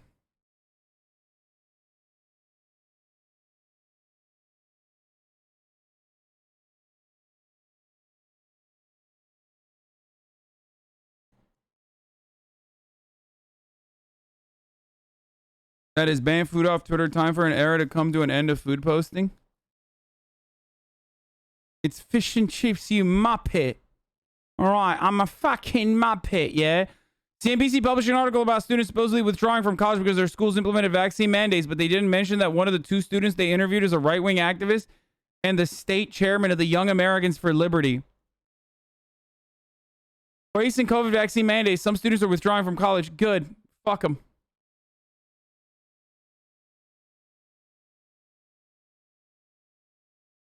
Breaking, Twitter records its highest number of people on its platform at the one time. That's right, baby.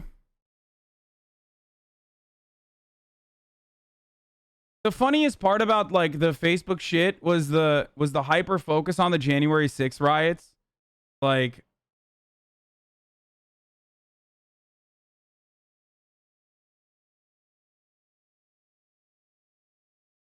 everyone was like, oh, well, that's where, that's where the January 6th riots happened, all this stuff.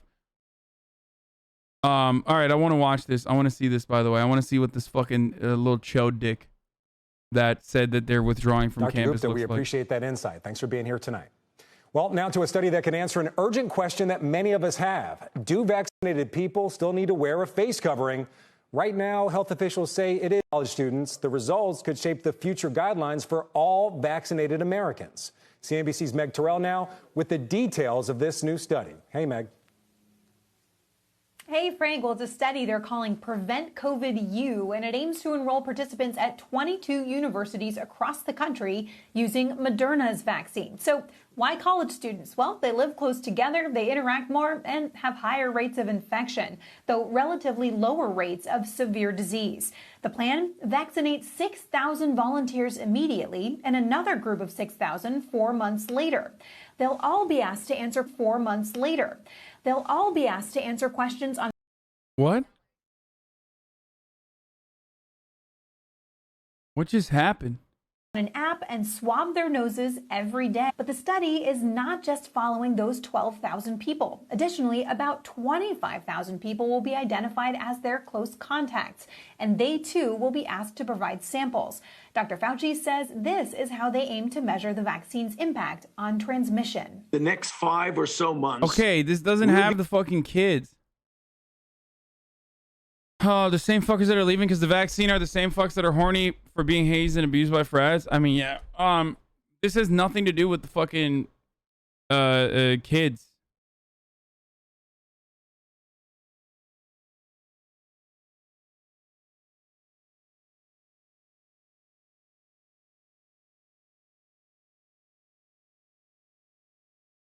As far as structural outages goes, Facebook thing is relatively minor, a few hundred of millions of dollars lost at most. If a similar outage hit AWS, Cloudflare, Akamai, etc., no one's credit card would work. I expect the loss will be in the billions, if not trillions.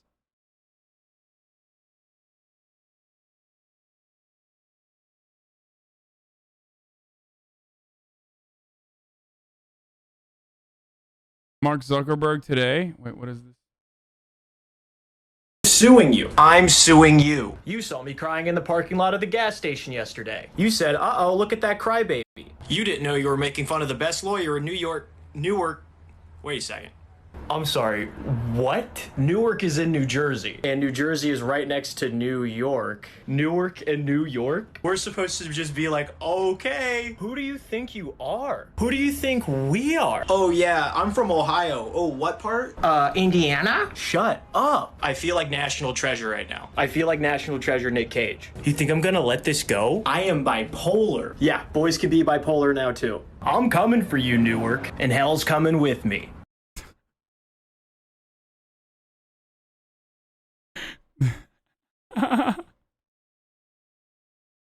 This was actually funny, dude. What the fuck?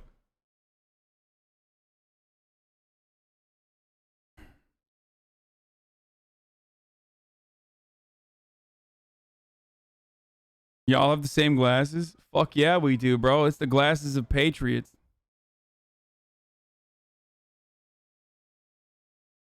Anyway, Newark could wreck him.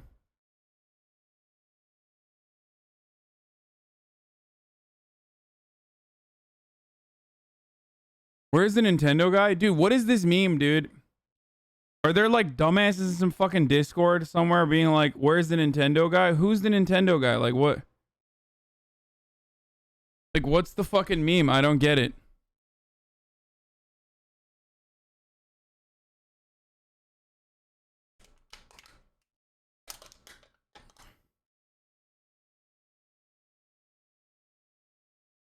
Miskiff?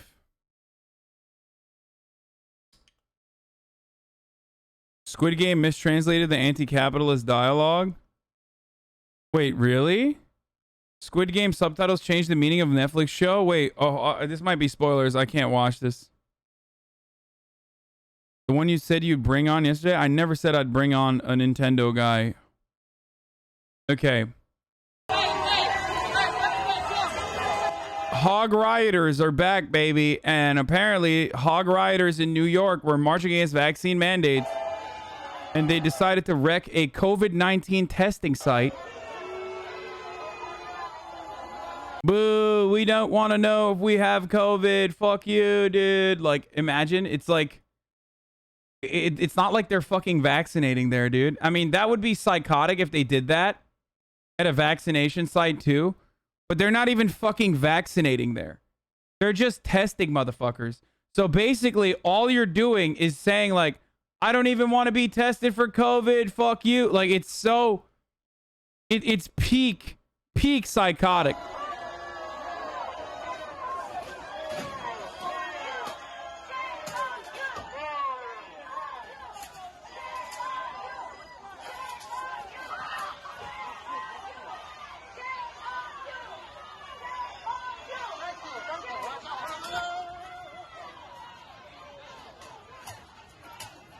Okay, they didn't actually destroy anything. They just fucking... Next step, trashing a vax site and acting like it's the Boston Tea Party or some shit.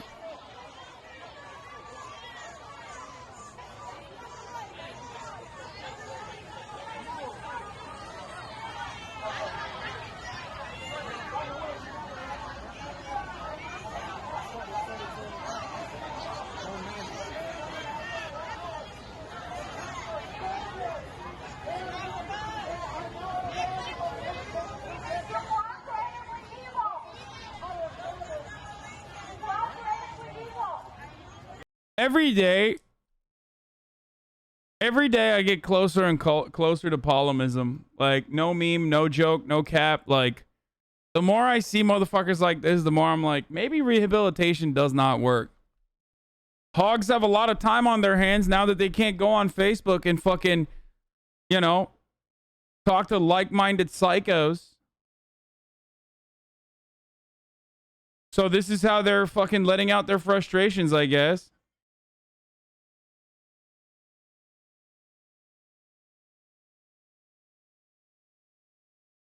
Great stuff.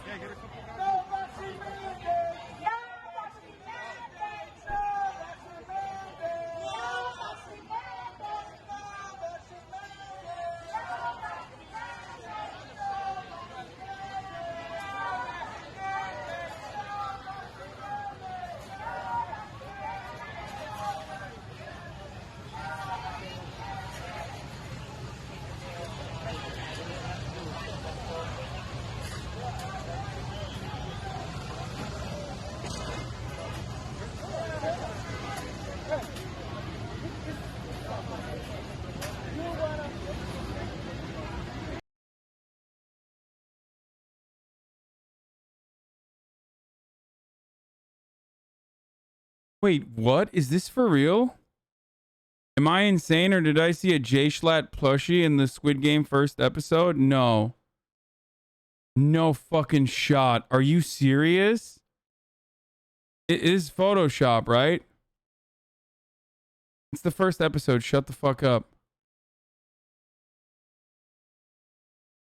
Bro, where the fuck? Yo, how the fuck does J Schlatt's plushies, like... How do they pop up in the weirdest of places, dude?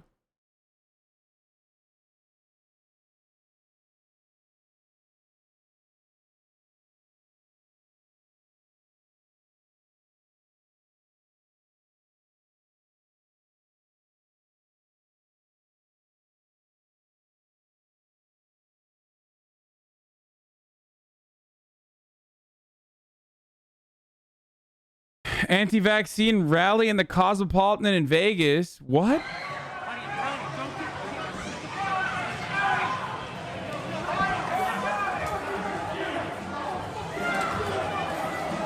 I love watching people with the "don't tread on me" fucking flags get trampled on.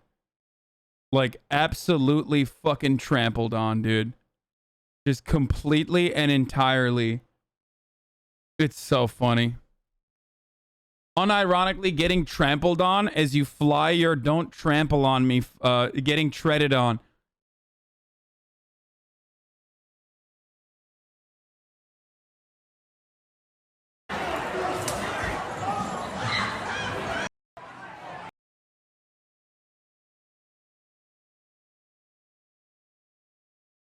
They figured out who's responsible for the Facebook stuff. Okay, stop with the memes.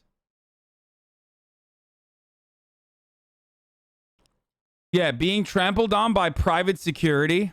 Nice touch. Being trampled on, like, ANCAPs being trampled on by private security inside of a fucking, casino that relies on, like, deregulation and all this other stuff is a perfect demonstration of what happens under a libertarian society. They should have just murdered him. And in that situation, that would be like the perfect Ancapistan, you know? And then totally got away with it too, because they own the courts. That's literally the fucking future that these idiots are advocating for, so.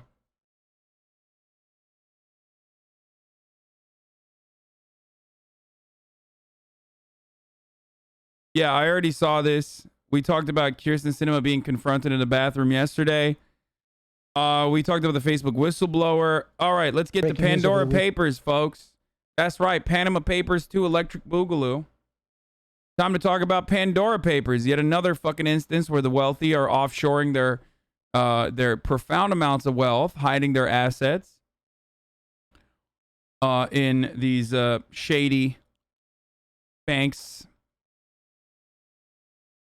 Of course, while they're in the process of doing that, the weird thing is that the American wealth never gets caught in any of these situations. Is odd. Weekend, the Pandora Papers, a massive investigation of millions of leaked documents from offshore bank accounts, detailing how some of the world's wealthy, from world leaders to celebrities, hide their assets from authorities and tax collectors. Senior national correspondent Terry Moran is tracking the story from Washington. Good morning, Terry. Good morning, George. This remarkable report shines a bright light on those international tax havens and financial skullduggery, all of it legal, that the world's super rich use to hide their fortunes from tax collectors, from investigators, and ordinary citizens. It's a bombshell report based on the biggest leak of offshore banking data in history. An investigation should make us all wonder how and why the world's rich and powerful are able to play by different rules that grant them financial and business benefits that the rest of us don't have access to. An international collection of journalists scouring a trove of 11.9 million documents leaked from 14 firms around the world. They claim these files, dubbed the Pandora Papers, blow the lid off the secrets the wealthy use to their advantage. The investigation names more than 130 people listed on the Forbes billionaires list, A-listers like Colombian pop star Shakira, and more than 330 current and former public officials from around the world, including Jordan's King Abdullah, who as a ruler has cracked down on corruption and the use of shell companies to hide wealth, using shell companies himself in the Caribbean to buy more than $100 million worth of properties, luxury homes, and... By the way, motherfucker owns $100 million worth of properties in Malibu, dude. That's right, baby. Let's go. Malibu, Washington, D.C. It's because these papers are about offshore tax havens, but the U.S. mega rich don't need those because the ultra rich in the U.S. tax system we have allows you to have a sub -1% effective tax rate. Yup. That's right. That's one of the many reasons. And also there's other additional methods of hiding your assets in different kinds of trusts to effectively eliminate all matter all matter of like tax scrutiny and regulation. So that's precisely why the American mega wealthy don't need this kind of fuckery.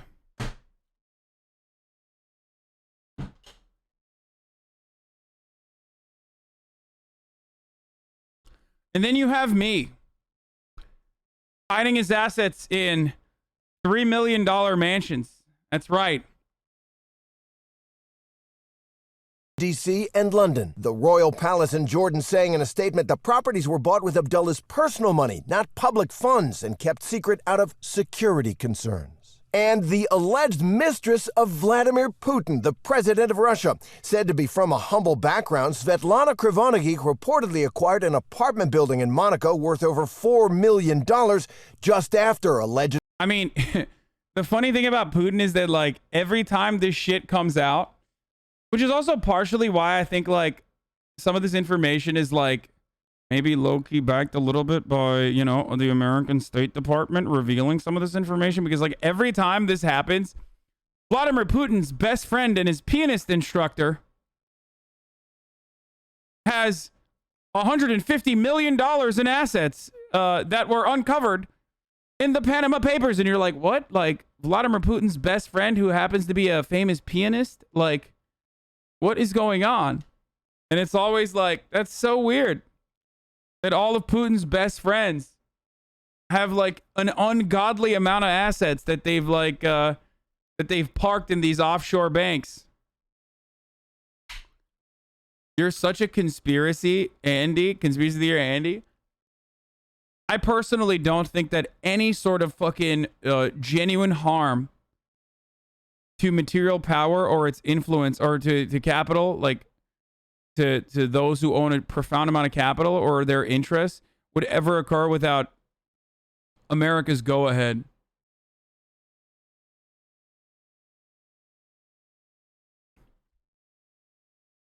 Also, there's no conspiracy here. Vladimir Putin 100% does hide.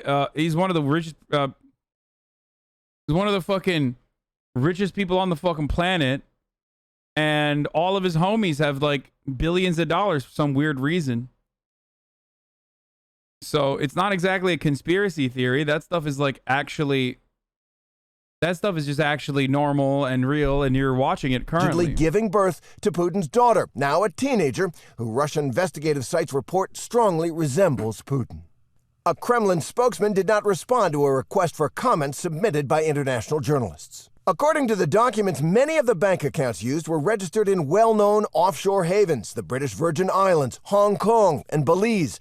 But the report claims that massive fortunes are also sheltered by trust companies based right here in the U.S., in states like South Dakota, Nevada, and Delaware, where anemic transparency laws allow the... I was about to say, and that's the reason why you don't really need the offshore shit, too. Like, we've decided, you know, we're not going to bring back domestic manufacturing, but the one thing we will bring back is we should be hiding assets in the United States of America. Why the fuck would we hide these assets elsewhere? Bring back better. The rich to keep their financial records shrouded in secrecy. The Pandora Papers really blows open this narrative of the offshore system existing somewhere else and shows that the United States, many say hypocritically, is actually part of the offshore problem and not part of the solution. So where are the wealthiest Americans? The Jeff Bezos', Bill Gates. Financial experts say that they tend to pay such low tax rates anyway in the United States. They don't use tax havens as much, although they do use some, just not the ones in these papers. TJ? Wow, Terry, thank you so much. Well, hey. Now let's take a deeper dive, a closer look into the Pandora Papers by the Washington Post. All right, that's right. Jeff Bezos never gets caught in this shit, dude. It's wild. I mean, I guess it doesn't really matter because, like, a lot of his wealth is tied to his assets, and a lot of his assets are, you know, more so just, it's not exactly liquid. Which banned Facebook? Why are you guys keep saying that? Like, he doesn't need to. For years, some of the world's richest people have hidden their wealth in prominent offshore tax havens in places like the Bahamas or Belize. Now, a new investigation reveals the involvement that the United States and prominent world leaders have in the secretive world. There are 1,001 different ways to describe a tax haven. It's generally considered as a country or a jurisdiction where you can put your money and avoid paying taxes where you made your money.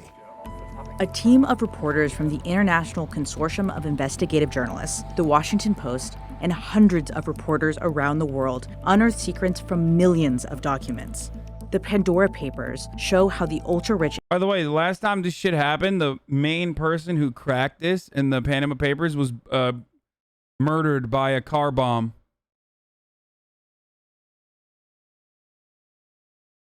The person who was like leading the Panama Papers, investigation, the journalist was murdered by a car bomb in Malta. And powerful move their money around the globe. It is the largest collaboration of journalists ever organized by the ICIJ. We have emails, passport copies, bank statements that show how presidents, kings, princesses, billionaires, and criminals hide and move money. There are more than 11.9 million documents that reveal the holdings of powerful foreign figures, including the King of Jordan and a woman widely... Zuckerberg is live right now? Acting without hearing a lot of important perspectives. Wait, what? And the toll on soldiers and their families and our national psyche was severe, yet most of us felt like we were powerless to do anything about it. Bro, that's crazy that they just like build fake shit so quick. Considered to be the girlfriend of Russian President Vladimir Putin. Crypto scam video with 20,000 fucking live concurrent viewers, dude. It's like when Twitch has those like random fucking channels pop up, like Elon Musk, crypto trillionaire, quadrillionaire, grind set, and then like it's just like botting viewers and it's a crypto scam. That's what you guys got fucking caught up in. The United States, through some very liberal laws in places like Alaska, South Dakota, Nevada, and Delaware, have really become go-to tax havens for global clients. Austin show raid. Oh my God. Oh my God. What's going on? Welcome, Austin Show Raiders. I haven't seen an Austin Show raid in this channel in so fucking long. Hopefully that just chatting with Rambo situation went fine and exciting. We are currently looking at the Pandora Papers. Hope you guys had a good stream, by the way. Minecrafters, don't run away. Don't worry. We are very woke here. Okay, I'm sure you guys already know this, though. Facebook is down. Instagram, WhatsApp are all no longer working. For those of you who are unfamiliar, we've already covered that. Welcome to the Minecraft Raiders. You know, I even did a TikTok earlier because Facebook is down. So I was like, all right, time to move my talents over to South Beach, aka TikTok. But right now we are looking at the Pandora Papers. An international consortium of investigative journalists got together and figured out that a lot of the wealthy people have been hiding their assets in offshore accounts in tax havens all around the world. This happened in the past with the Panama Papers. And that is what we are looking into currently. American politicians and lawmakers have long criticized tax havens in smaller countries. You've got a building in the Cayman Islands where 12,000 companies supposedly are located. Now, that's either the biggest building in the world or the biggest tax ripoff in the world. That was 2007. 14 years later, if you want to protect your money, Sioux Falls, South Dakota has become a place to go. All of these trust companies, they are managing billions of dollars in assets for customers all over the world. You just wouldn't expect it.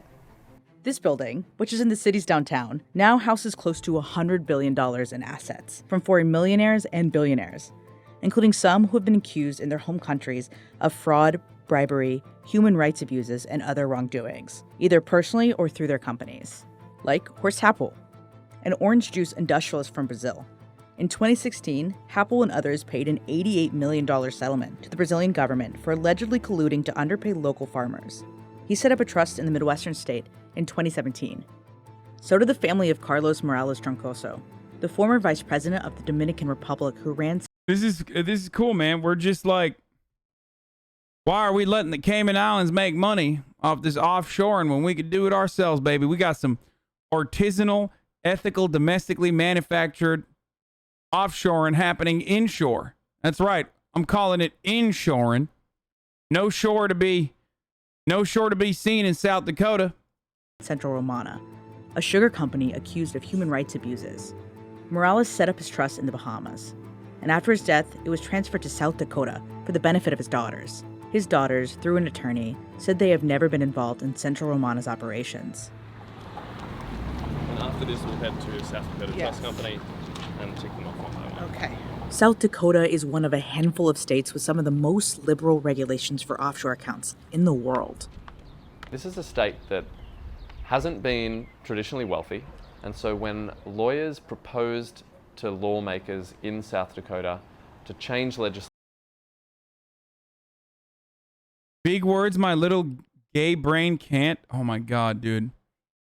Like Minecraft is such a funny way of writing stuff on the internet. To turn South Dakota into a tax haven. Many of these lawmakers were convinced that jobs and money would follow. Our investigation has shown that that's far from being the case. U.S. law requires trust companies to confirm the identities of clients, but it provides little guidance on who to accept and who to turn away. The Pandora Papers also expose how U.S. citizens move their money outside the country while facing criminal investigations or costly lawsuits. This is where Glenn Godfrey comes in. His companies in Belize have set up trusts, bank accounts, and corporations for an alleged murderer, a high-profile child sex offender, a mob associate connected to the Colombo crime family in New York, and a self-described constitutionalist who solicited the murder of a judge, a prosecutor, and an IRS agent. Godfrey has not responded to multiple requests for comment. It's very difficult for prosecutors to track money offshore for all kinds of reasons. A lack of cooperation from the governments of tax havens like Belize, to just not having the time or the resources. Tax havens are legal. For example, businesses use them to reduce their tax burden, and countries use them to spur investment. But sometimes trusts are used for improper reasons and for criminal activity. Tax havens in and of themselves are legal, but tax havens have been used over the years for illegal purposes, for hiding money from authorities, avoiding taxes that you owe, parking illicit gains from white-collar crime, or for politicians to... Just saying, it's always weird. It's always weird when there's no Americans. There's no like big wealthy Americans in these offshore papers, man. It's wild. I guess they're just not doing anything wrong, you know? disguise payments that are part of corruption. So while it might not be illegal in every case, it's highly problematic in terms of ethics, and it's highly problematic in terms of the growing rift of inequality that we see around the world. The Pandora Papers also show world leaders and their loyal circles participating and benefiting from this secretive system. Jordan's King Abdullah II is one of them. Over the past decade, as billions of dollars in American aid poured into his country, a secret stream of money flowed in the opposite direction. Companies associated with Abdullah spent millions to buy extravagant homes in the United States. We were able to show that King Abdullah has secretly bought compounds in Malibu or overlooking the Potomac River in Georgetown and in London, and that he has spent more than $100 million in secret over the past 10 or 11 years on lavish properties that are unknown to the people of his country. Abdullah's lawyers said their client did not misuse any public funds or foreign assistance. Another person benefiting from the secretive system is a Russian shop cleaner. Previously undisclosed financial records, combined with local tax documents, show that Svetlana Krivonogeek became the hidden owner of a luxury condominium in Monaco nearly 20 years ago, just months after giving birth to a girl. The child was born at a time when she was in a secret, years-long personal relationship with Russian President Vladimir Putin, according to a 2020 Russian media report. Когда мы нашли соцсети Елизаветы, то последние сомнения в том, кем друг другу приходились Владимир Путин и Светлана Кривоногих, отпали. Такого сходства мы не ожидали. She, within months of giving birth to this girl, came into possession of a shell company which owned a pretty impressive apartment overlooking the Mediterranean in Monte Carlo. A Kremlin spokesman did not respond to a request for comment submitted by the ICIJ on behalf of the Post and other partner media organizations in the Pandora project. Krivonogic has not spoken about her alleged relationship. Bro, just normal things, dude. I don't understand. Just normal stuff. Totally valid, totally reasonable. Having some fun.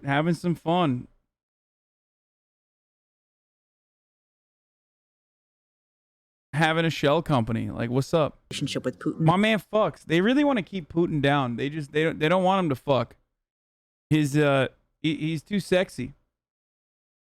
Okay, he's gonna come. Or her accumulation of wealth. She did not respond to requests for comment. It's estimated that corporations and the super wealthy have stashed away as much as $32 trillion, untaxed or at a very low rate. This does not include real estate, art, and jewels. That's more than the United States' total gross domestic product in 2020, and more than 10 times the current U.S. budget deficit.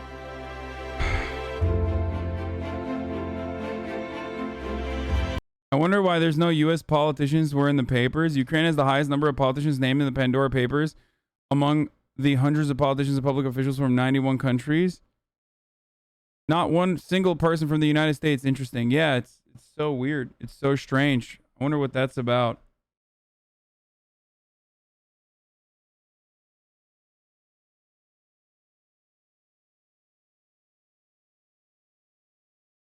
There's no Americans because America doesn't even attempt to tax the rich. Well, there's a couple different reasons. One, because yes, America is already like the functional tax rate for those billionaires who oftentimes just have all of their assets tied to their business and aren't super liquid personally, and for the most part have like lines of credit that they can endlessly open, considering that, like, you know, they're the wealthiest people on the planet, and that doesn't get taxed, which is also known as the infinite money glitch. Like, so aside from the fact that the U.S. tax code is like very good if you're a billionaire or a capital owner in general, and it's very bad if you're a fucking worker, obviously. We also have our own internal tax havens. The other reason why I believe that this kind of stuff always comes out, including the fucking Panama Papers, is that they just effectively always, I don't know, go after ones that don't have American users. You know what I mean? Yeah, we have Delaware Jack.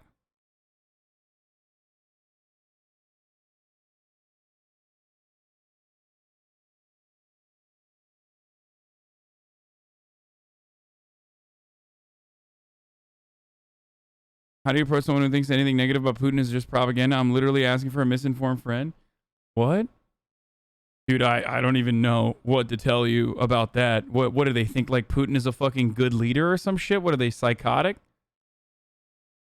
Like, I mean, I meme about Vladimir Putin a lot, but like, a huge hospital. I hope people don't think that, like, you know, I mean, I think he's hot, like when he's shirtless and stuff, but don't think for a second that I think he's a good dude or anything. Instagram's working again? Oh, fucking finally, dude. Holy shit.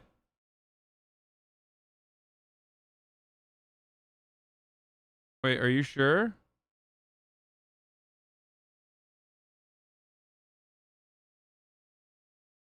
Not working for me. It says could not refresh feed. That was a debate, dude. That's a lie. System in North Carolina that made the COVID vaccine mandatory Bro, for its employees. the CNN YouTube page is blowing my fucking mind, dude. Every single video they have is like 480p. It's just so stupid.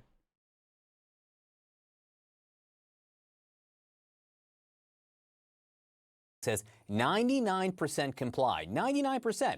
But according to the Washington Post, 175 employees who refused to get vaccinated have been fired. Meanwhile, here in New York, Governor Kathy Hochul signed an executive order to mitigate potential healthcare worker shortages due to the state's new vaccine mandate. The mandate that went into effect today requires all state healthcare workers to be vaccinated against COVID. The governor's order significantly expands the eligible workforce and allows additional workers to administer COVID testing and vaccinations. According to the latest information from the governor's office, 92% of hospital staff, 92% of nursing home staff, and 89% of adult healthcare facility staff had at least one vaccine dose, a lot over the last few days, but that still leaves thousands of healthcare workers who are refusing to get the shot. The question is, why? CNN's Miguel Marquez sat down with two of them to find out. At some point, push is going to come to shove, and they will say you must be vaccinated or you will not have a job. I will not be vaccinated. Healthcare workers Donna Schmidt and Stephanie Touche are refusing. They're probably having a hard time right now since Facebook's down too. You know what I'm saying? Like, go easy on them. Using the COVID-19 vaccine, no matter what. Do either of you have a job today? Currently, I am employed. And do you have a job? I do have a job. I'm actually out on medical leave for a surgical procedure I had, but... Both expect they won't have a job for long. Both don't trust the vaccine and its possible side effects. Both have requested religious exemptions. What? I'm challenging you to fight, charity fight at Dave Smith's Skankfest. You can debate Dave while you're there. Let's do anarcho-libertarians versus anarcho-socialists. The money will go to St. Jude's. Let's go, bro. Let's help some people. You are so afraid to answer, bro. What?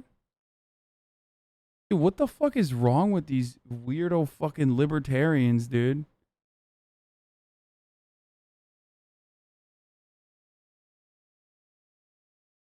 Yeah, I'm fucking terrified of you, dude. Random guy. Bro, come on, dude. I want you to fight my uncle, bro. He fucking hates your shit. Come on, dude. We'll raise some money. Why the fuck would I raise money that way when I could just fucking raise it on my own? What religion are you? Catholic. Catholic. And even though the Pope got out chasing ass motherfuckers vaccinated and says vaccines are fine and we should be getting them, that doesn't I feel work he's a for you? hypocrite. My whole life. This is God's messenger on earth. This is the Bishop of Rome. He is. Yo, these people have gotten to a point where they'd be like, Jesus Christ was a hypocrite. If he's vaccinated, he's a hypocrite too. He's not my Jesus. I'll tell you what. They're all hypocrites, goddammit. Dude, shitting on the Pope. I mean, actually, a lot of Catholics do this because they're so hyper-reactionary. I have seen a lot of fucking Catholics be like, yeah, the Pope is like gay and socialist. He's fucked up.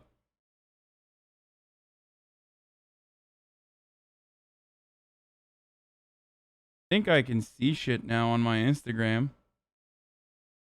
Like new posts. Nope, they're all old posts.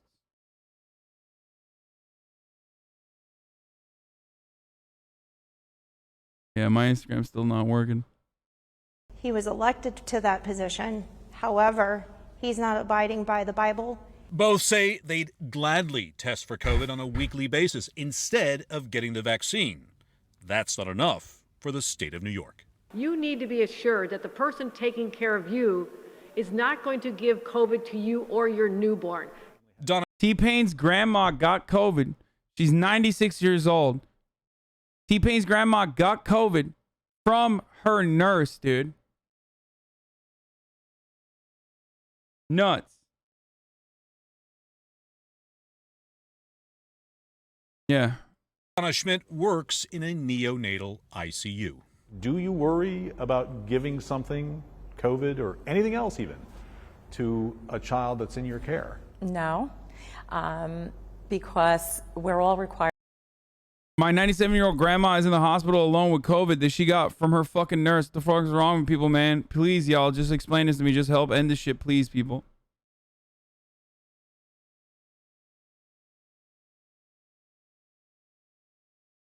You just realize these hogs can't do their own research anymore? Yeah, that's what I'm saying. Facebook was down for like a couple hours. No research. Required to wear and use PPE. We're trained professionals. We know how to use it properly. Both believe COVID-19 is real, but don't believe the statistics when it comes to reporting COVID deaths and whether the vaccine is. Bro, you literally work in a fucking hospital. You're a literal nurse. How the fuck are you that psychotic? I don't understand. So you're hiding the truth about COVID deaths then. Like, you are participating in it. You see the death personally every goddamn day in New York, and then you turn around and go, yeah, we're hiding it. Who's hiding it? If the numbers are fake, who's faking it? You're the one who's faking it then, I guess.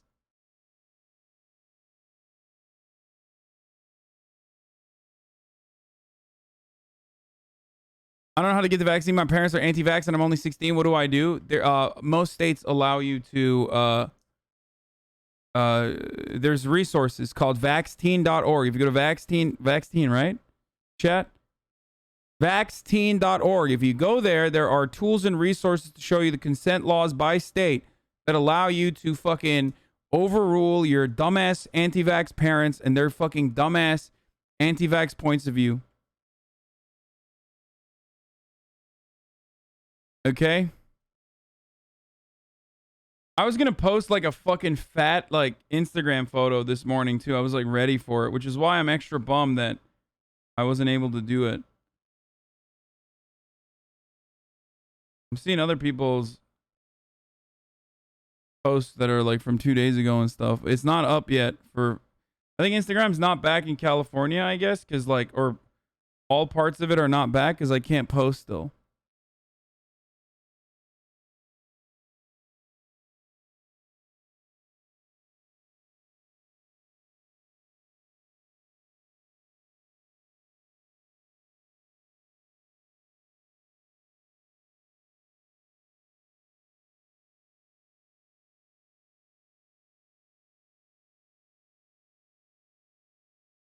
Is effective. The number of people who are hospitalized and die that are vaccinated is extremely low compared to those who are dying by the thousands every week of COVID-19. That's a misconception. And I've I can seen them speak of myself. that. I I've know. talked to them myself. Thousands of people are dying from COVID-19 every week in this country. Here's the thing. I feel like anecdotal, like using anecdotal evidence against those who love using anecdotes is like the only fucking, it's like the vaccine to anecdotal evidence. You know what I mean? You're like, yeah, you're wrong. I know a guy. Like, oh yeah, you know a guy? Guess what? Okay. I know two guys. That's right. I know two guys. You know one guy? I know two guys. What's up?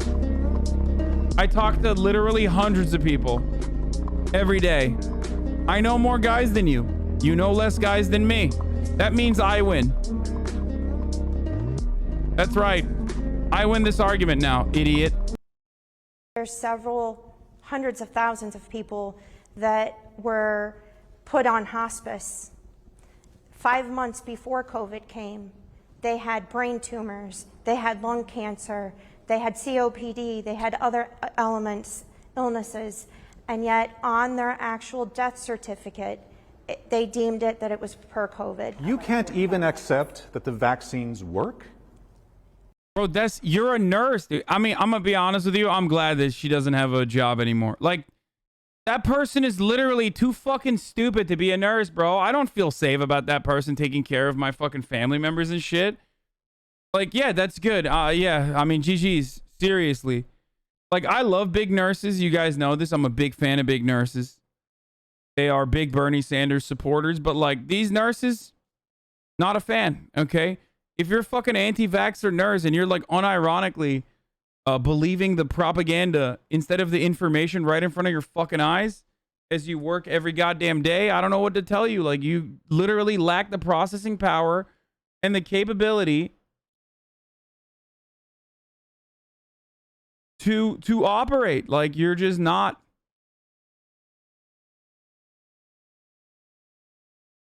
You're too fucking stupid, dude.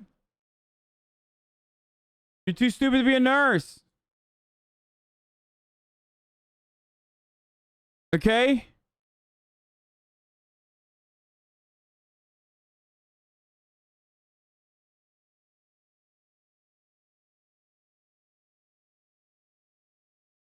No, I'm not convinced that they work yet. You neither. No, sir. because there's so much suppressed science out there globally. Both women who got COVID-19 feel betrayed. A year ago, people cheered them. Today, they feel their options for a livelihood are being ripped away. So what's next for you two? And that's the number one thing that frustrates me the most, is that we were all together. We were all united. And then all of a sudden, these mandates come out, and then they're fearful of losing their jobs. And Bro, the people are, they haven't once mentioned them being a nurse or doctor. I bet these hogs are some orderly receptionist or janitor. It doesn't matter what the fuck you are. Okay, if you're working inside of a hospital and you can't get fucking you don't want to get vaccinated, because like, that's the thing. You literally cannot physically tell me that a human being that works inside of a hospital has a logistical burden to take the vaccine. You can't tell me that, okay? This is a motherfucker who can take the vaccine and is refusing to get it. I don't give a fuck. Call me classist all day. Fuck you. Go work somewhere else, dude. Go fucking cough on motherfuckers elsewhere. That's nuts. Like, just owning your own fucking job, like losing your job to own the libs, is one of the most psychotic fucking things I've ever seen. I mean, she said the Pope is hypocritical, dude, as a Catholic person. Like, come the fuck on, you know? oh, this is safe and you're in the wrong. I believe the fabric of our civilized, free society is truly at a precipice. And when I lay my head down, not only at night, but at the end of my life, if I'm given a moment, I want to know, and I want my descendants to know, that I did everything that I could, and that I fought for what we believe in, for what I know to be. Get fucked, dumbass. Dude, it's so funny. There's like a bunch of weirdo fucking libertarian people that are like up my asshole because I said that if you have the capabilities of getting a vaccine and you're refusing to get it at this point, you deserve to be oppressed.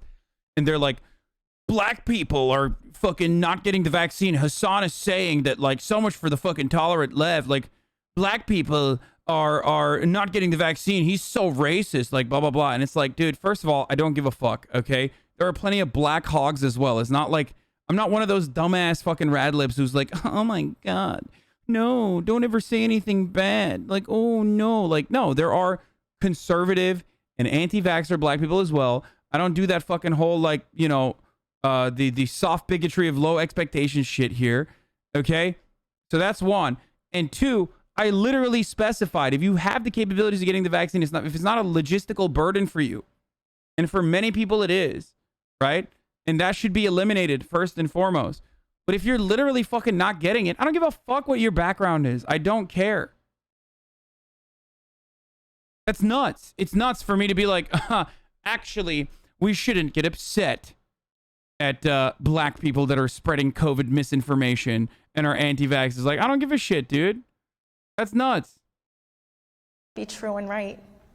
And if that What about people who have natural immunity? Oh my God, what about them, dude? Well, guess what? Natural immunity is not a 100% fucking certainty in a similar capacity to the vaccine. As a matter of fact, all of the fucking cases that have looked at natural immunity have seen that, like, your body might not actually develop natural immunity. I think there's like a 30% chance, 36% chance of you even getting natural immunity if you get COVID. So why risk it? You know what actually improves your chances? Even if you got COVID and you still got vaccinated. Natural immunity's length is not as long, or at least right now, as far as we know. Oh. Ask me everything, so be it. So, look, a lot of people are not going to agree with what these two women said, but I will say I thank them for speaking to us. It is not easy to speak about these things. They feel very deeply in what they believe. All that said, they thought they were going to have a lot more people, a lot more nurses and healthcare workers who did not get vaccinated, who would be on their side, that could pressure the government of New York to not put this mandate into effect. But we saw those numbers go from about 84. Motherfuckers be like natural immunity, where like, yeah, Jair Bolsonaro is around, dude. He's gotten COVID like 100 times, dude. He's literally like a one-man COVID getting machine, bro. How are you gonna fucking sit here and be like natural immunity? Natural immunity is like, my man is the hero of COVID. Natural immunity is irrelevant when 30% don't develop any significant immunity. Yeah, that's the other thing. Like,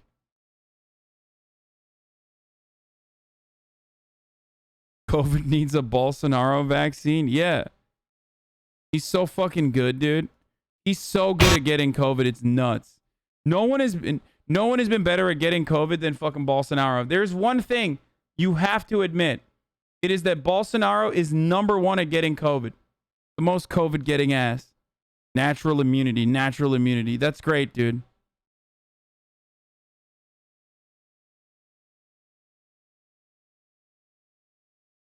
The only number that you should focus on, the only thing that you should fucking look at is 99%.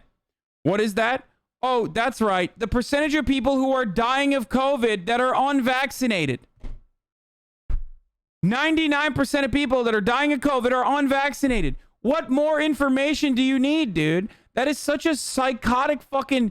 It's so stupid. Like, how? How can you behave this way? How can you just refuse to look at the most significant detail? Everyone's like, oh, well, actually, first of all, well, you know, people still get COVID. You can still get COVID even if you're not vaccinated. You can still get, like, okay. 99%, dude. Are you fucking kidding me? Like, how can you just refuse to recognize something that's, like, hammering you in the fucking head? Just like the top of the hour ad break. 100% of the people that subscribe for $5 or for free with a Twitch Prime will no longer see the top of the hour ad break. That's only 60 seconds long. Okay? Not 99%, 100% will be immunized from seeing the ad break, especially if they have a Twitch Prime that they haven't used anywhere else. Oh my God. My fucking captions are acting out. We're going to move on to the John Oliver shit in a second. Okay? But if you don't want to subscribe, you can also use an ad blocker or a VPN, but Twitch Prime is free if you have an Amazon Prime. Here's the ad now. Let's get to Build Back Better Act with Sinema and Mansion.